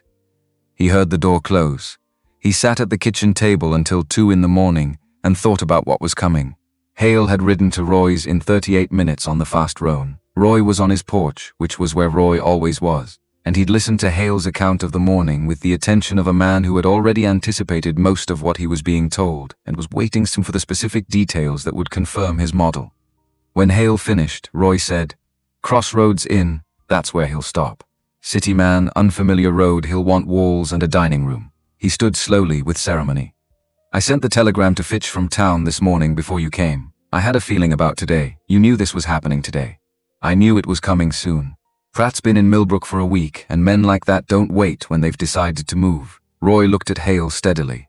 "The telegram went this morning. Fitch will have it by tonight if the Helena wire is clear. He'll send word back by tomorrow and he'll travel the day after." He paused. "That's 3 days if everything moves right. You need to keep Pratt from reaching the railroad at Junction City. If he gets May on a train east, we're fighting in Missouri courts with Missouri judges and Pratt's Missouri connections, and that's a different fight. Junction City is 2 days' ride from here on the main road." "Yes." Roy looked at him. "The back trail to Crossroads cuts that by 4 miles and comes out through the pine stand behind the inn's property, you know it?" Hale knew it. "One more thing." Roy went inside briefly and came back with a folded paper. "I've been corresponding with a contact in Cheyenne for the past 2 weeks, a woman who runs a boarding house and knows most of what passes through that town. She located a woman named Judith Crane, who had an experience with Pratt in 1880. Same document structure, same method, same fraudulent employment framing." He handed the paper to Hale. "My contact approached her on my behalf and she's agreed to come here and testify. I sent for her last Tuesday, before you even came to tell me about the wedding day. She should arrive on Monday or Tuesday's stage depending on the roads." He looked at Hale with those weathered eyes. "Pratt did this before May. Possibly before Judith Crane too. The pattern is what breaks him, not just one incident." Hale read the letter from Roy's contact. 3 paragraphs. Clear, specific, damning. He left Roy's at a hard gallop on the roan, taking the back route through the creek pass, pushing where the terrain allowed and holding back where it required care. The stars came out fully by the time he reached the ridge above the Crossroads property, clear and cold and useful, enough light to navigate by. He tied the roan in the pine stand and went the last 1/4 mile on foot. He circled the building before he did anything else. 2 horses at the front rail, Pratt's and the hired man's, both stabled for the night. The hired man's coat hung on a peg inside the stable door, which meant the man was inside the inn, not patrolling upper floor. 2 lit windows on the north side. One, the right-hand window, had the curtain drawn fully closed. The other, second window from the left, had the curtain half open, a thin line of lamplight falling at an angle that looked deliberate rather than accidental. He went around to the back. The kitchen entrance was unlocked, which was common for roadside inns that expected late travelers. He went in quietly through the kitchen up the back stairs. The upper hallway was narrow and low and smelled of lamp oil. He counted doors from the end: first door, second door. The second door had a thin line of light under it. He knocked twice. Quiet, a pause. Once more, May's voice from directly on the other side, immediate and awake. "It's not locked." He opened the door. She was standing in the middle of the room with her coat on and her canvas bag in her hand, and the lamp turned low. She'd been ready before he knocked. He could see it in everything: the coat buttoned, the bag positioned, her weight already forward. The white dress showed at the hem of the coat, the left side shorter than the right from the strip she'd torn at the gate. She looked at him with an expression that was not relief exactly. It was something prior to relief. The moment before a thing resolved into what it was going to be, she said. "You found the markers," he said. "All three. How long do we have?" The hired man's in his room. Pratt's on the other side of that wall. He tilted his head toward the adjacent door. "We go now," and quietly. She was already moving. They went down the back stairs without sound, through the kitchen, out into the cold of the property. She didn't need direction. She'd already mapped the exit in her head, and she moved toward the pine stand with the certainty of someone executing a plan rather than improvising one. He followed her and covered the angle behind them. They were through the kitchen door and into the yard and across the open ground to the trees in under 2 minutes. Then the inn's back door opened. Not the hired man. Mrs. Boyle with a lantern. She stood in the doorway and looked out at the dark, and her lantern swept across the yard and found nothing because they were already inside the tree line. But she stood there long enough to see the direction they'd gone, and she made no sound, and she went back inside and pulled the door shut behind her. May and Hale stood still in the trees for 30 seconds, listening. "Nothing from the inn, nothing from the upper windows," he said, very low. "Horses 50 yards north." They went. The roan took both of them without complaint. He was built for it, and the weight distribution was manageable on the wider sections of the back trail. May sat behind Hale and he felt her arms around his waist, and the steadiness of her breathing, and both of those things helped him concentrate on the trail, which required concentration in the dark even for someone who knew it. She said, against his back, "He'll come to Millbrook tomorrow. I know. He'll go tomorrow with the marriage certificate and whatever warrant he's had prepared. I know. Roy needs to have told Morrow about Gus before Pratt arrives. If Morrow doesn't know about Gus, Pratt walks in with clean hands and a legal document, and Morrow has to act on it. Roy knows." He guided the roan around the creek bend, the water just audible below. "He was going tomorrow tonight after I left him." A pause. "Tonight. Roy doesn't sleep much. Says it's a habit from the old days." He felt her exhale, not quite a laugh, but the shape of one. He told Morrow about Gus, about the payments, the letters, all of it. Morrow won't move on Pratt's warrant without verifying every piece of it first, and verification takes time. How much time? Enough. If Fitch travels Wednesday, he'll be here by Thursday afternoon. She was quiet for a moment, doing the arithmetic. He knew what she was calculating because he'd calculated it already. Pratt can push Morrow to act before Thursday if the warrant is solid enough. Morrow's a fair man. He won't sit on a legal document indefinitely. No. But a fair man who's just learned that one of his merchants has been operating as a paid informant for an outsider is a man who's very careful about anything connected to that outsider. He found the wider section of trail and let the roan pick up pace. Morrow's fair. He's also proud. Pratt being in his town, using Gus Mercer without Morrow knowing that matters to him. She absorbed this. Then, Judith Crane. Roy already sent for her, last Tuesday. Before any of this happened today, he found her through his contact in Cheyenne. He kept his voice even. She agreed to come. She should be here Monday or Tuesday on the stage. He felt the shift in her behind him. He did this to her the same way, same document structure, same employment contract framing. 1880, he kept his voice even, because the facts needed to be delivered evenly, or they became something else. Roy's contact says she's been waiting for years for someone to ask the right questions. May said nothing for a time. He let her have the silence. They rode through it together, the dark and the cold and the back trail that he knew by memory, the roan moving steady beneath them. She said, eventually, "He chose us because we had nothing. Because nothing was supposed to mean no defense," he said. He was wrong about what nothing means. He felt her grip around his waist tighten slightly. Not fear. Something else. They reached Rimrock just after midnight. He got the roan settled and came inside to find her at the kitchen table with her coat off and her notebook open and a candle going, 3 items already listed on the page. He put the kettle on and sat across from her. She said, "Walk me through tomorrow." He did. Roy and Morrow. Judith Crane arriving Monday or Tuesday. Fitch arriving Thursday if the telegram had gone through and the roads were clear. The specific vulnerability in Pratt's position that Roy had identified, that everything Pratt had built in Millbrook rested on Gus Mercer's cooperation, and that cooperation was now exposed. She listened with her pen moving, adding notes, building the sequence. When he finished, she looked at what she'd written, and then at him. She said, "And if Morrow acts before Fitch gets here. If Pratt pushes him hard enough with the warrant, then we give Morrow something that makes acting against you more complicated than waiting." Which is? The letters Roy found in Gus's office. The payments. He met her eyes. Morrow can't enforce a legal document obtained by a man who corrupted his town if enforcing it means validating everything that corruption built. That's not a legal argument. That's a personal one.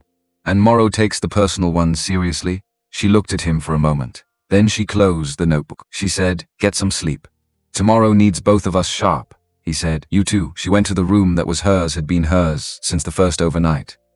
The room that had stopped being his mother's room and started being May's room somewhere around the second month, quietly, without announcement. He heard the door close. He sat at the kitchen table until 2 in the morning and thought about what was coming. Pratt pulled his horse to a stop in the middle of Main Street and looked at May the way he looked at everything, with the pleasant, measuring attention of a man cataloging a situation before deciding how to respond to it. He was not surprised. That was the first thing she registered. He had expected her to be here. He had prepared for her to be here, which meant he had prepared for more than a simple collection. He dismounted with the unhurried ease of a man who had decided in advance that this scene would go his way, handed his reins to the hired man without looking at him, adjusted his coat. Then he walked toward May Roy, and Hale with the bearing of someone crossing a room at a social function. May, the same inflection as Saturday. Verification, not greeting. "I see you had help last night." She said nothing. Pratt's eyes moved to Hale, then to Roy, then back to May. He was doing the arithmetic: 3 people, the positions they occupied, what each one represented in terms of resistance. She could see him doing it. She'd watched him do this kind of arithmetic for 5 months in St. Louis, and she knew the specific quality of the pause that followed it, the moment before he shifted to his next approach. He said to Roy, "Mr. Tilden, I know who you are.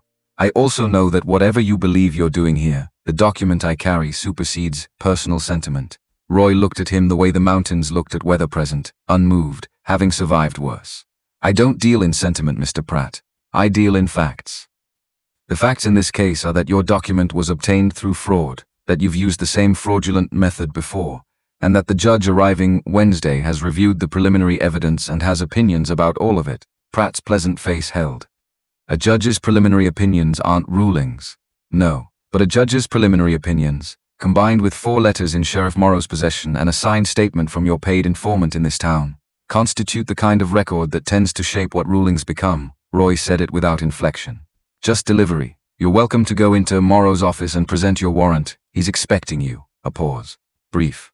May watched Pratt decide something. He went into Morrow's office. The 3 of them remained on the street. A wagon went past. The merchant across the street was rearranging his window display but moving slowly about it. The 2 Churchill's had stopped at the corner and were making no particular effort to appear, as though they weren't watching. Millbrook was watching. That was the thing about a town this size. There was no such thing as a private transaction on Main Street. Every interaction was witnessed. Every witness had an opinion.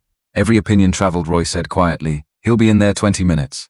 Morrow will ask questions, good questions. Slow questions," Hale said, and then Pratt comes back out and he has to decide whether to push harder or whether to wait for Wednesday."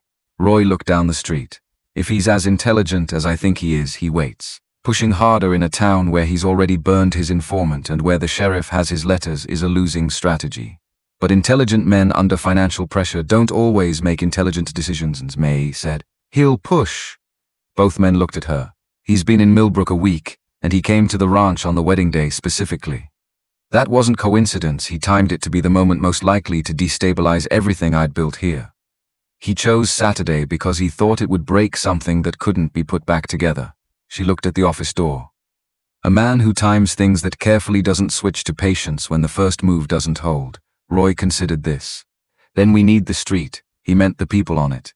He turned and walked to the bakery door where Earl Dunning had been standing since they'd ridden in, arms folded, watching.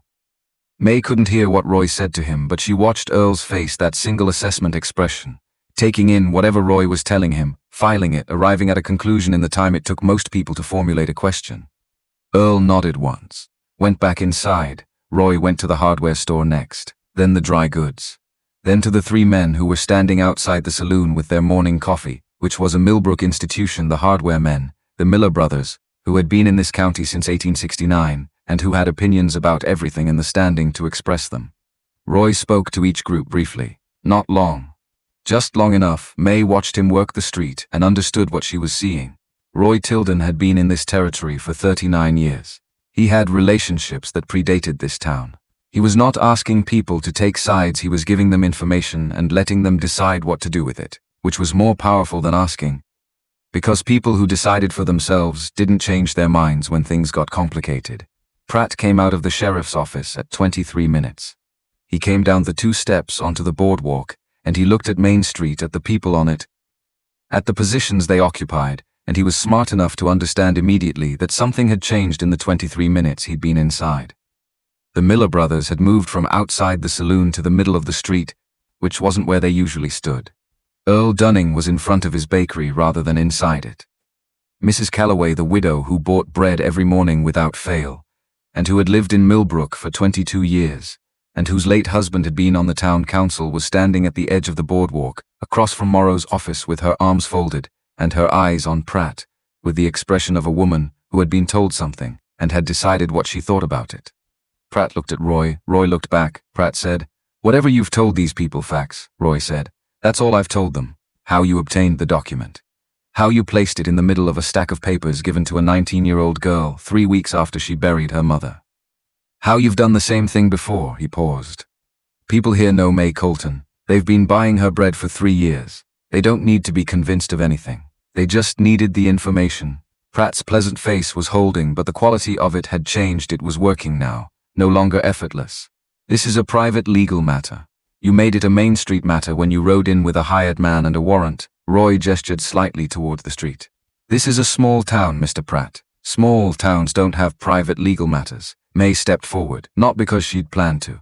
Because the moment required it, and she recognized moments like this, the specific configuration where staying back was its own kind of statement, and not the one she intended to make.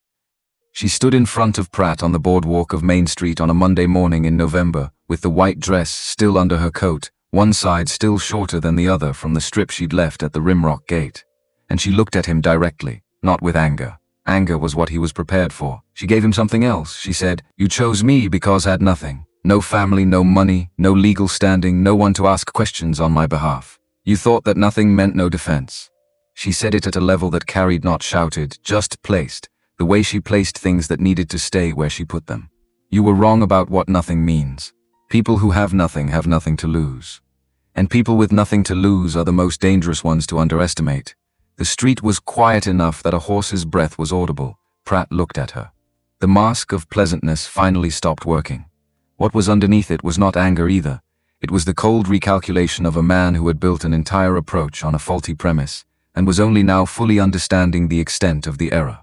He looked at the Miller brothers, at Earl Dunning, at Mrs. Calloway, at Roy, at Hale, who had said nothing and done nothing since they'd arrived on this street, except stand at May's left side at his full height, with his hat in his hands, and his expression containing the specific quality of a man who understood that some situations required presence rather than action. Pratt said to the street rather than to any one person, "Judge Fitch will review the documentation. I'm confident in the outcome." Roy said, "So are we." Pratt turned and walked back into the sheriff's office. Not a retreat, he would not have called it that. A tactical reposition.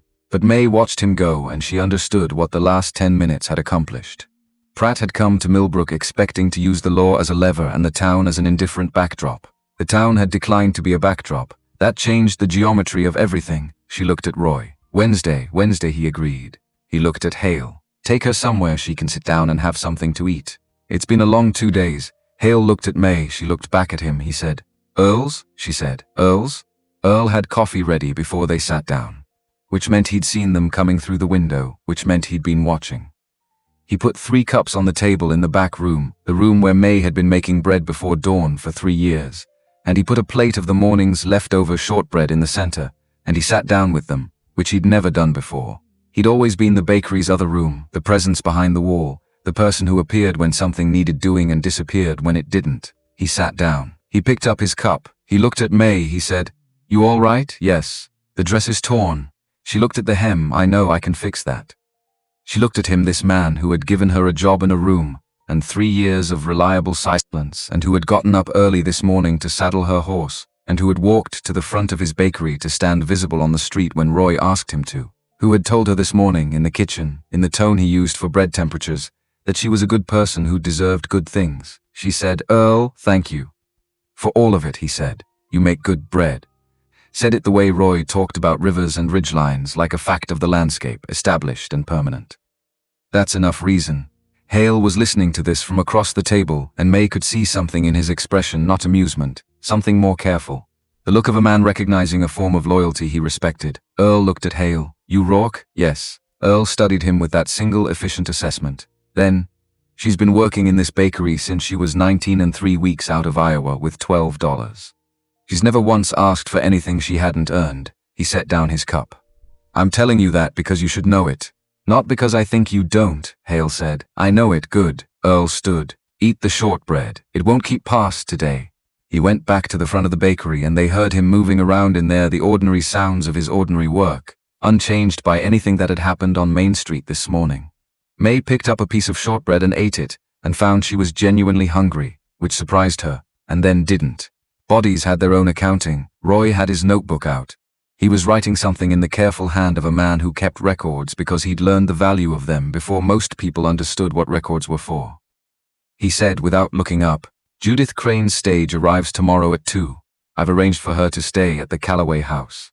Margaret Calloway offered this morning when I spoke with her on the street," May said.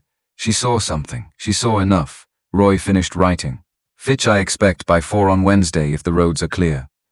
He'll want to review everything that evening and hold the formal proceeding Thursday morning." He looked up. "That gives Pratt today and tomorrow and Wednesday morning to make his next move." Hale said, "What's his next move?" "He'll go back tomorrow today and push for immediate enforcement of the warrant. Morrow will tell him the warrant requires verification of the issuing authority before he can act, which is true and which will take at least a day." Roy turned a page. "Tomorrow, Pratt will try to find a local legal representative to file an emergency motion. There's one lawyer in Millbrook, Theodore Hatch. He's a reasonable man and he knows Fitch. He'll listen to Pratt and he'll take the money and he'll file the motion and it will sit on Morrow's desk until Fitch arrives," May said. "That's a generous read of Hatch's character. I had a conversation with Theodore Hatch this morning also." Roy's expression was its own kind of shorthand. "He sends his regards." Hale looked at Roy with the expression of a man recalibrating his understanding of exactly how thoroughly the old rancher had prepared. "How long have you been working on this?" "Since May came to see me 3 weeks ago." Roy closed the notebook. "I've been doing this kind of work since before either of you was born. I know what a man like Pratt looks like, and I know how to build a case against him, and I know that the building has to happen before the confrontation, not during it." He looked at May. "You did well this morning," she said. "I said what was true, yes. Said it where the right people could hear it, and in the right order." He stood with ceremony. "The morning's work is done. Go somewhere that isn't a public street and rest. Tomorrow is the stage and Judith Crane, and that will be its own weight." He left. They heard the bell above the front door, and then the quiet of the bakery resumed around them. May looked at the shortbread on the plate. She looked at the flour on the work table, Earl's morning's work, still visible there, the ghost of the shapes he'd made. She looked at the window, which showed the narrow back alley where she'd taken out the trash on the evening 6 months ago when Gus Mercer had cornered her in the dark. She had not thought about that evening in a while. She thought about it now, the feeling of being backed against the wall of her own workplace, in the dark, by a man who believed he had leverage over her, and the effort of getting past him without showing how close the edge of her composure actually was. She said, "I should have gone tomorrow about Gus in May," Hale said. "Maybe. I didn't because I thought it would draw attention. Create a paper trail. Make it easier for Pratt to locate me through official channels." She looked at her hands on the table. "But Gus found him anyway, or he found Gus. You made the decision with the information you had. I made the cautious decision." "Yes." He looked at her steadily. "Caution kept you alive and free for 3 years. That's not nothing." She looked at him across the table in the back room of Earl Dunning's bakery, which was the room she knew better than any other room in Millbrook, better probably than her own room upstairs. She'd spent more waking hours in this room than anywhere else since she'd arrived. She'd made thousands of decisions in this room, hundreds of them small and a handful of them large, and she'd made them all alone. She said, "Tell me about your mother." He looked at her, surprised, not upset, just surprised. "Why now?" "Because I've told you most of what there is to know about mine, through the recipe book and the things I've said, and I know your father well from what you've told me. But your mother I only know through the room I've been sleeping in and the flower bed." He was quiet a moment. "She was from Ohio originally, Came west with my father in '62 when the war was still going. She didn't talk about Ohio much. I always thought it was because leaving it had been the choice, and talking about it would have felt like regretting the choice. He turned his cup in his hands. She could do anything. That's what I remember most. She could make a meal from almost nothing. She could pull a calf. She could set a broken bone if it needed doing. She did all of it without making it seem remarkable. He paused. She taught me to sew because she said every person should be able to repair what they wore. She taught me to cook because she said hunger didn't respect a person's assumptions about whose job it was. She taught me that the gentleness you show to things weaker than you is the truest measure of your character. He looked at May. She died when I was 12 and I've been trying to live up to that list ever since. May held that. She said, she'd have liked the flower bed being kept, I think so. She'd have liked you too. He looked at her. Which one, both? May stood. I'm going upstairs to sleep for 2 hours. If Pratt tries anything before the stage tomorrow, Roy and Morrow have it. I'll be here, I know. She paused at the doorway to the back stairs, Hale. When this is done, when Fitch rules and the document is gone and it's just us again. She looked at him. I want to hang the recipe book in the kitchen at Rimrock, on the shelf next to the window. Where it gets the afternoon light, he said. It'll be there. She went upstairs. Judith Crane arrived on the 2 o'clock stage Tuesday afternoon. She was 31 years old, with the particular economy of movement that belonged to people who had learned to take up only the space they needed. Dark hair pinned precisely. Good coat, practical rather than fashionable. She came down the stage steps and looked at the small group waiting May Roy, Mrs. Calloway, and her eyes went to May first and stayed there. She said, "You're the one from Millbrook," May said. "Yes." Judith Crane looked at her for a moment with an expression that May recognized because she'd worn versions of it herself. The look of someone encountering proof that they weren't the only one, that the thing they'd believed was a private catastrophe had happened to another person, which made it both less isolating and more enraging. Judith said, "He used the same papers?" "Yes." "Same position in the stack? Same witness signatures?" "Yes." Judith Crane exhaled, one breath, controlled and deliberate. "Good. Then I can testify to a pattern, not just an incident." She picked up her bag. "Where do I stay?" Mrs. Calloway stepped forward. "With me. It's 3 blocks. They walked. May fell into step beside Judith, and they didn't speak for the first block, which was its own kind of conversation, the acknowledgement that some things didn't require immediate words, that two people could walk together and know they were on the same side of something without narrating it. Judith said, "How long did you stay?" 5 months, I was 7. A pause. I kept thinking there had to be a legal mechanism I hadn't found yet. There wasn't. Not one I could access alone. No, did you tell anyone when you left? No, I left in the night with what I could carry, and I didn't tell anyone for 3 years. Judith said, "I told one person, a woman at the rooming house in Cheyenne. She didn't have advice, but she listened, which was something." Another pause. "When Mrs. Hennessy, the woman who runs the boarding house, told me Roy Tilden's contact had been asking after my experience with Pratt, she said I should go, that it was time." She looked at May directly. "She was right. I'm glad you came. So am I." Judith's voice was level. "I want to see him lose this. He's going to lose this." They reached Mrs. Calloway's house and Judith went inside, and May stood on the front path for a moment and breathed the cold November air and thought about 7 months. About the specific weight of 7 months in a house you couldn't leave, trying to find a mechanism that didn't exist, thinking the problem was that you hadn't looked hard enough. The problem hadn't been that. Pratt spent Tuesday exactly as Roy had predicted. He went to Morrow in the morning and pushed for immediate action on the warrant, and Morrow explained, at length and in the bureaucratic detail of a man who understood that thoroughness was its own form of delay, that he was required to verify the warrant's issuing authority before proceeding. He went to Theodore Hatch in the afternoon. Hatch listened and filed an emergency motion and told Pratt honestly that the motion would sit until the circuit judge had an opportunity to review it, which was a courtesy that a lawyer of Hatch's standing could offer, and which meant Thursday. Pratt spent Tuesday evening at the hotel. May knew this because Mrs. Boyle, who had come into Millbrook Tuesday morning for her own errands and stopped at Earl's Bakery on her way through, said to May, with the directness of a woman who had watched too many situations from doorways to have patience for indirection, "He doesn't sleep well. A man who doesn't sleep well is a man who knows his position is weaker than he's letting on." She bought 2 loaves of the white and left. May thought about that. About Pratt in a hotel room not sleeping. About 3 years of her life, organized around the assumption that he was as confident as he appeared, that the system was as fixed in his favor as he insisted, that she had no mechanism of defense because he'd told her she had none. She hadn't been wrong exactly. She'd been alone, which was the condition he'd depended on maintaining. Wednesday morning she went to the bakery and made bread because the bread still needed making, and because the rhythm of it was useful: push, fold, turn, the familiar resistance of good dough, the reliable alchemy of heat and time. Earl worked beside her and they didn't talk about anything except the bread, which was exactly right. The stage from Helena came in at 4:17. Judge Warren Fitch was a compact man in his mid-50s, grey at the temples, with the bearing of someone who had spent decades in rooms where decisions had consequences, and had developed a physical economy to match. He moved precisely, spoke deliberately, and when he looked at something, he looked at it completely before moving his eyes elsewhere. He carried a leather portfolio that was not new and had been well used.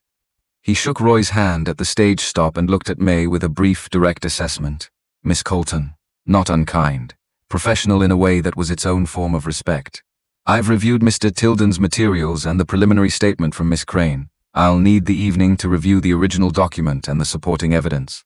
We'll convene tomorrow morning at 9 in the sheriff's office, May said. I'll be there, I know you will. He looked at Roy. The hotel? Reserved since Monday, Roy said.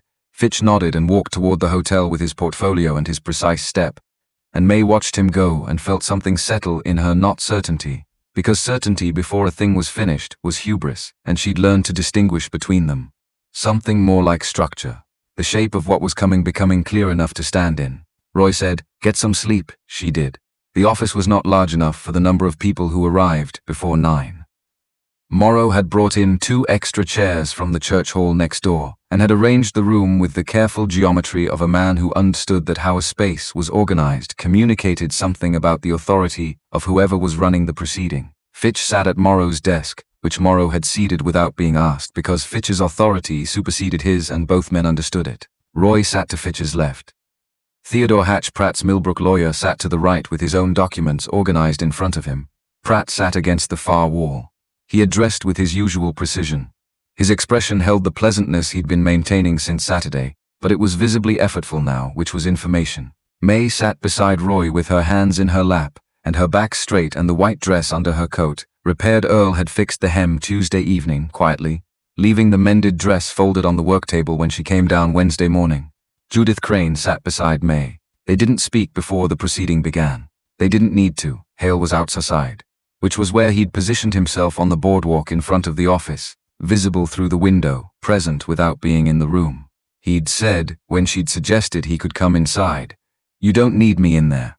You need me where Pratt can see me through the glass," which was correct, and she'd recognized it as correct immediately. Pratt's confidence was architectural, built on the assumption of isolation, of the person he was opposing having no structural support. Every visible element of support diminished that assumption. Hale outside the window was a load-bearing fact. Fitch opened the proceeding at 9 exactly. He reviewed the documentation methodically, aloud, which she appreciated, not summarizing, not editorializing, just reading the relevant sections clearly so that every person in the room was working from the same factual foundation. The original marriage certificate, the 5-page employment contract in which it was embedded, the page layout. She watched Fitch pause on this, his finger tracing the arrangement. The marriage certificate on page 4 of 5 with no heading on that page. No indication in the surrounding pages that page 4 was distinct in nature from pages 1 through 3 and 5. Fitch said, to the room, "The certificate appears on a page that is formatted identically to the surrounding pages, with no heading, no indication of its distinctive legal nature, and no separation from the employment contract language that precedes and follows it. The document as a whole presents itself as a single instrument, an employment contract, with no indication that it contains within it a second, distinct legal instrument of an entirely different character." He looked at Pratt. "Mr. Pratt?" Pratt said. The document was presented honestly.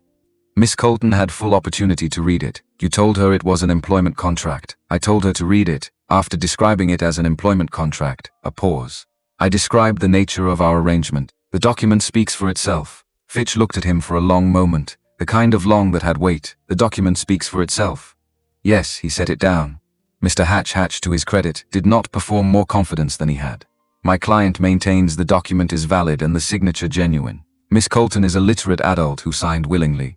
No one disputes the literacy or the signature." Fitch turned to Judith Crane. "Miss Crane," Judith gave her account in the direct, organized way of someone who had been waiting a long time to give it and had no intention of wasting the opportunity through imprecision. She described the document she'd been given in 1880, the same structure, the same page layout, the same witness signatures, the same framing as an employment opportunity. She described the moment she'd understood what she'd actually signed. She described the months that followed, and her eventual departure and the years after. When she finished, there was quiet. Fitch looked at Pratt. Miss Crane's document and Miss Colton's document were produced by the same method, using the same structural approach, in 1880 and 1884, respectively. This is not an isolated incident of miscommunication. This is a practice. He said the last word the way he'd said document flatly, completely without decoration. A practice engaged in deliberately, repeatedly, for the specific purpose of obtaining signatures on legal instruments from women who did not understand what they were signing because they were not truthfully told.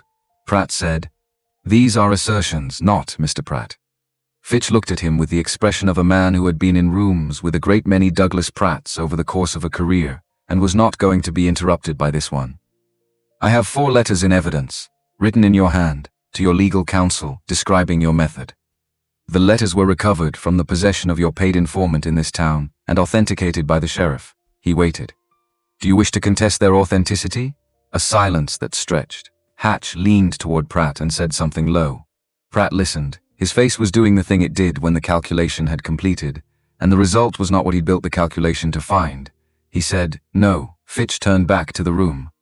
"A contract obtained through deliberate misrepresentation of its nature is not a valid contract under the laws of this territory or under the broader common law principles that govern contractual obligations. A marriage certificate obtained as part of such a fraudulent instrument is not a valid certificate. It is not voidable, it is void. It has no legal standing because it was never, in the requisite legal sense, properly entered into." He looked at May. "Miss Colton, you are not and have never been Mrs. Douglas Pratt. The document bearing your signature does not constitute a marriage and has not at any point constituted one." The room was very quiet. May heard the words. She sat with them for a moment, letting them settle into the shape of what they actually meant. Not relief, she'd been braced for relief, and what arrived was something different. Something more like the specific feeling of a weight being named accurately for the first time, which was different from the weight being removed. The weight had been gone for 3 years. She just hadn't had official confirmation of its absence. She said, "I'd like that in writing, with your signature and the official seal, so that there is a record that cannot be disputed or reopened." Fitch looked at her. "That is already in process." A pause, Miss Colton. "The letters in evidence constitute sufficient grounds for a criminal fraud complaint against Mr. Pratt, both in this territory and in Missouri. That is your decision to make, not mine. But the option exists, and I want you to know it." She looked at Pratt across the room. He was looking at the window through the window, to where Hale stood on the boardwalk outside, visible present. She said, "I'd like to discuss it with Roy and Judith before deciding." Of course. Fitch began organizing his papers with the efficiency of a man who had more proceedings to reach. "Mr. Pratt, you're at liberty to leave Millbrook. I'd recommend against returning." Pratt stood. He looked once more at May, the full look, the measuring one. The look she'd been seeing for 3 years, and which she met now with the expression of someone who no longer had anything to arrange her face around, because there was nothing left to manage. He left without speaking. Hatch gathered his papers and nodded at May with the slightly rueful expression of a lawyer who had taken a client's money in good faith and arrived at a result he'd privately expected. He left. Morrow was already at his desk, writing. Roy was looking at his notebook. Judith Crane was looking at her hands. May looked at the empty chair where Pratt had been sitting. 3 years. 3 years of carrying a name she hadn't chosen, a document she hadn't understood, a legal fiction that had been built to trap her and had followed her every day through Iowa and Kansas and Montana, even after she'd escaped it. She'd been running from a piece of paper. A fraudulent, carefully constructed, deliberately hidden piece of paper that a judge had just declared had never existed in the eyes of the law. She said to Judith, "He should face the fraud charges." Judith looked up. "Yes, if we file, he'll contest it. It will take time and it won't be comfortable." "No," Judith's voice was level, "but it will stop him finding someone else." May looked at Roy. Roy said, "I'll file on both your behalves if you authorize it. Fitch will handle the formal complaint. I have a contact in the Missouri bar who will coordinate the St. Louis end." "Do it," May said. Roy wrote something in his notebook, a single line. He closed it. The morning light through the office window was thin and clear, and it fell across the floor at the angle of late November, and it made everything look more defined than it usually did: the edges of the desk, the grain of the wood floor, the shape of Morrow's hat on its hook by the door. May stood. "I need some air." She went outside. Hale was on the boardwalk exactly where she'd known he'd be. He looked at her face when she came out and read it the way he'd learned to read everything about her accurately, without requiring elaboration. He said, "Done? Done." He was quiet a moment. "Fitch ruled in your favor. He ruled that it was never valid. Not that it was overturned, that it never was." She looked at the street. "There's a difference." "What's the difference?" "Overturned means it existed and was changed. Never valid means it didn't exist." "The 5 years didn't happen," she paused. "In the eyes of the law and in yours?" She considered that question with the seriousness it deserved. "The 5 years happened. The decisions I made, the running, the burying of my name that was real, and it cost something real. But what he built to trap me, the document, the claim that was a fiction, and now it's been named as one." She looked at Hale. "I can work with that," he said. "What do you need right now?" "To ride back to Rimrock," she looked at Clover at the rail. "And to put my mother's recipe book on the kitchen shelf where it gets the afternoon light. And to eat something that isn't shortbread." He almost smiled. She saw it arrive and depart and knew by now that it meant more than a full smile would have. She said, "We should set a new date for Reverend Crane. I already sent word to him this morning. Before I came into town." He looked at her with the directness he brought to things that mattered. "I sent it before the proceeding. I sent it because I knew what the outcome would be." She looked at him. "You were certain. I was certain of Roy, and of Fitch, and of you." A pause.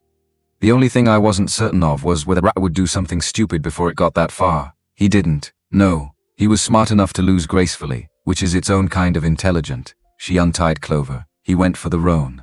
They rode out of Millbrook together on a November Thursday, with the sky doing its honest Montana work, overhead, big, cold, indifferent to the specifics of the people moving underneath it, and all the more reliable for that indifference. But Rimrock was the same 6 miles it had always been, and entirely different from every previous version of it. May rode without hurrying, which wasn't the same as riding slowly, and Hale rode beside her at the same pace. And they went through the frost-stiffened grass and the bare aspens and the distant shapes of the cattle in the lower pastures. And neither of them talked much because there wasn't much that needed saying, that hadn't been said already, or that couldn't wait until they were home. Home. She'd been thinking the word for weeks, but this was the first time it settled without condition. They ate at the kitchen table, the large one, built for 8, that had held 1 person for 15 years, and now held 2 without any of the space feeling wasted.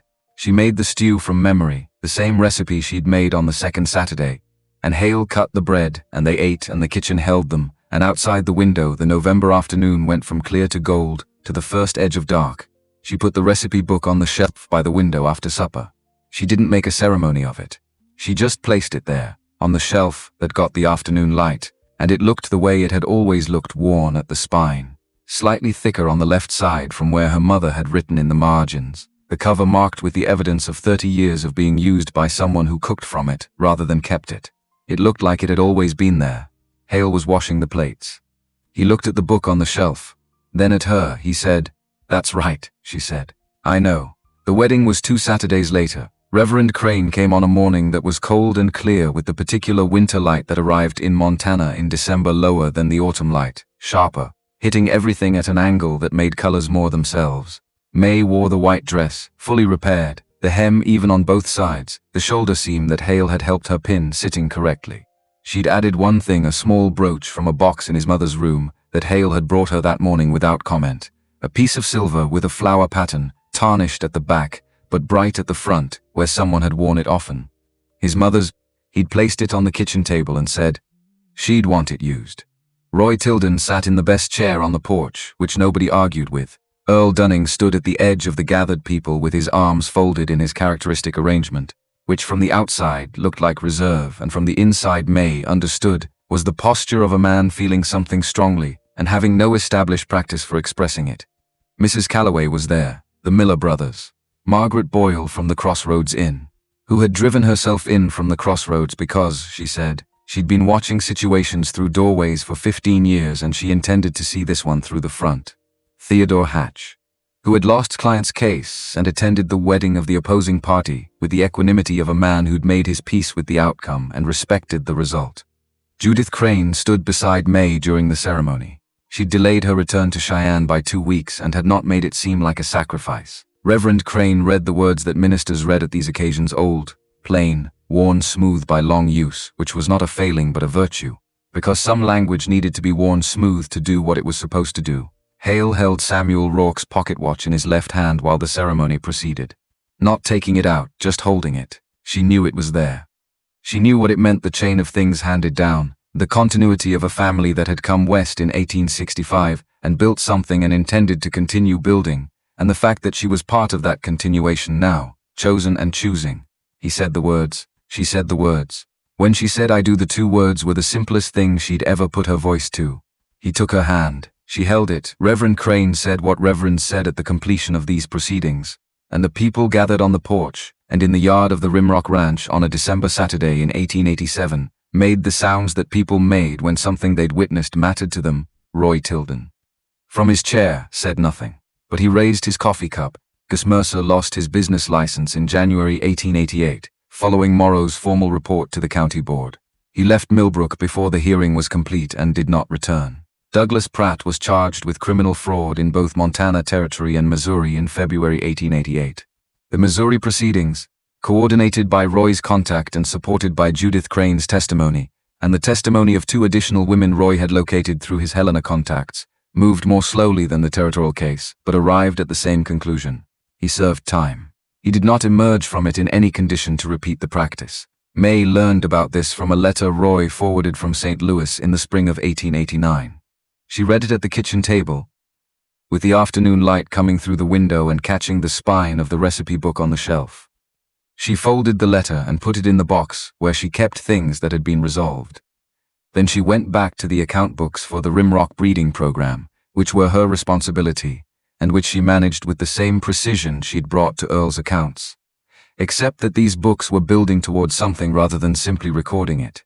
6 years after the wedding, in the spring of 1893, May Colton Rourke stood in the doorway of the Rimrock Ranch house and watched her husband teach their 5-year-old son to carve. The boy's name was Samuel, after Hale's grandfather. He had his father's hands not yet in size, he was 5, but in the way he used them, the care he brought to things.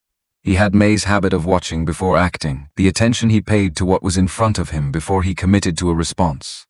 The combination would make him, she thought, either very good at building things or very good at understanding them, and she suspected it would be both. Samuel was working a small piece of pale wood with a knife that was sized for his hands. Hale had made the knife specifically, scaled down, with a handle that fit a child's grip but a blade that was genuinely sharp, because Hale believed that tools made for children should work like tools rather than toys, and that the respect for what a sharp edge could do was better learned early and carefully than late and badly. "It's not a horse yet," Samuel said, turning the wood over and examining it. "No," Hale said. "What is it?" "Just a piece of wood, right now." "What will it be?" Samuel thought about this with the seriousness the question deserved. "A horse. But I have to take away the parts that aren't a horse." "Yes, how do I know which parts?" "You feel it. When there's nothing left that shouldn't be there, the horse is done." Samuel considered this and went back to work with the focused expression of a child, encountering an idea large enough to require sustained attention. May stood in the doorway and thought about that. Nothing left that shouldn't be there. She thought about Iowa and the $12, and the stage that had stopped in Millbrook, and the 3 years of bread, and the notice on the board with the word "please" at the end of it. She thought about the paper under the door, and the city man at the hotel, and the Friday evening she'd made a decision in the dark of the bakery that had changed the shape of everything that followed. She thought about the strip of white cotton at the gate, and the back trail in the dark, and Roy Tilden on his porch, with his ancient patient authority, and the Thursday morning in Morrow's office, when a judge had ruled that a lie was a lie.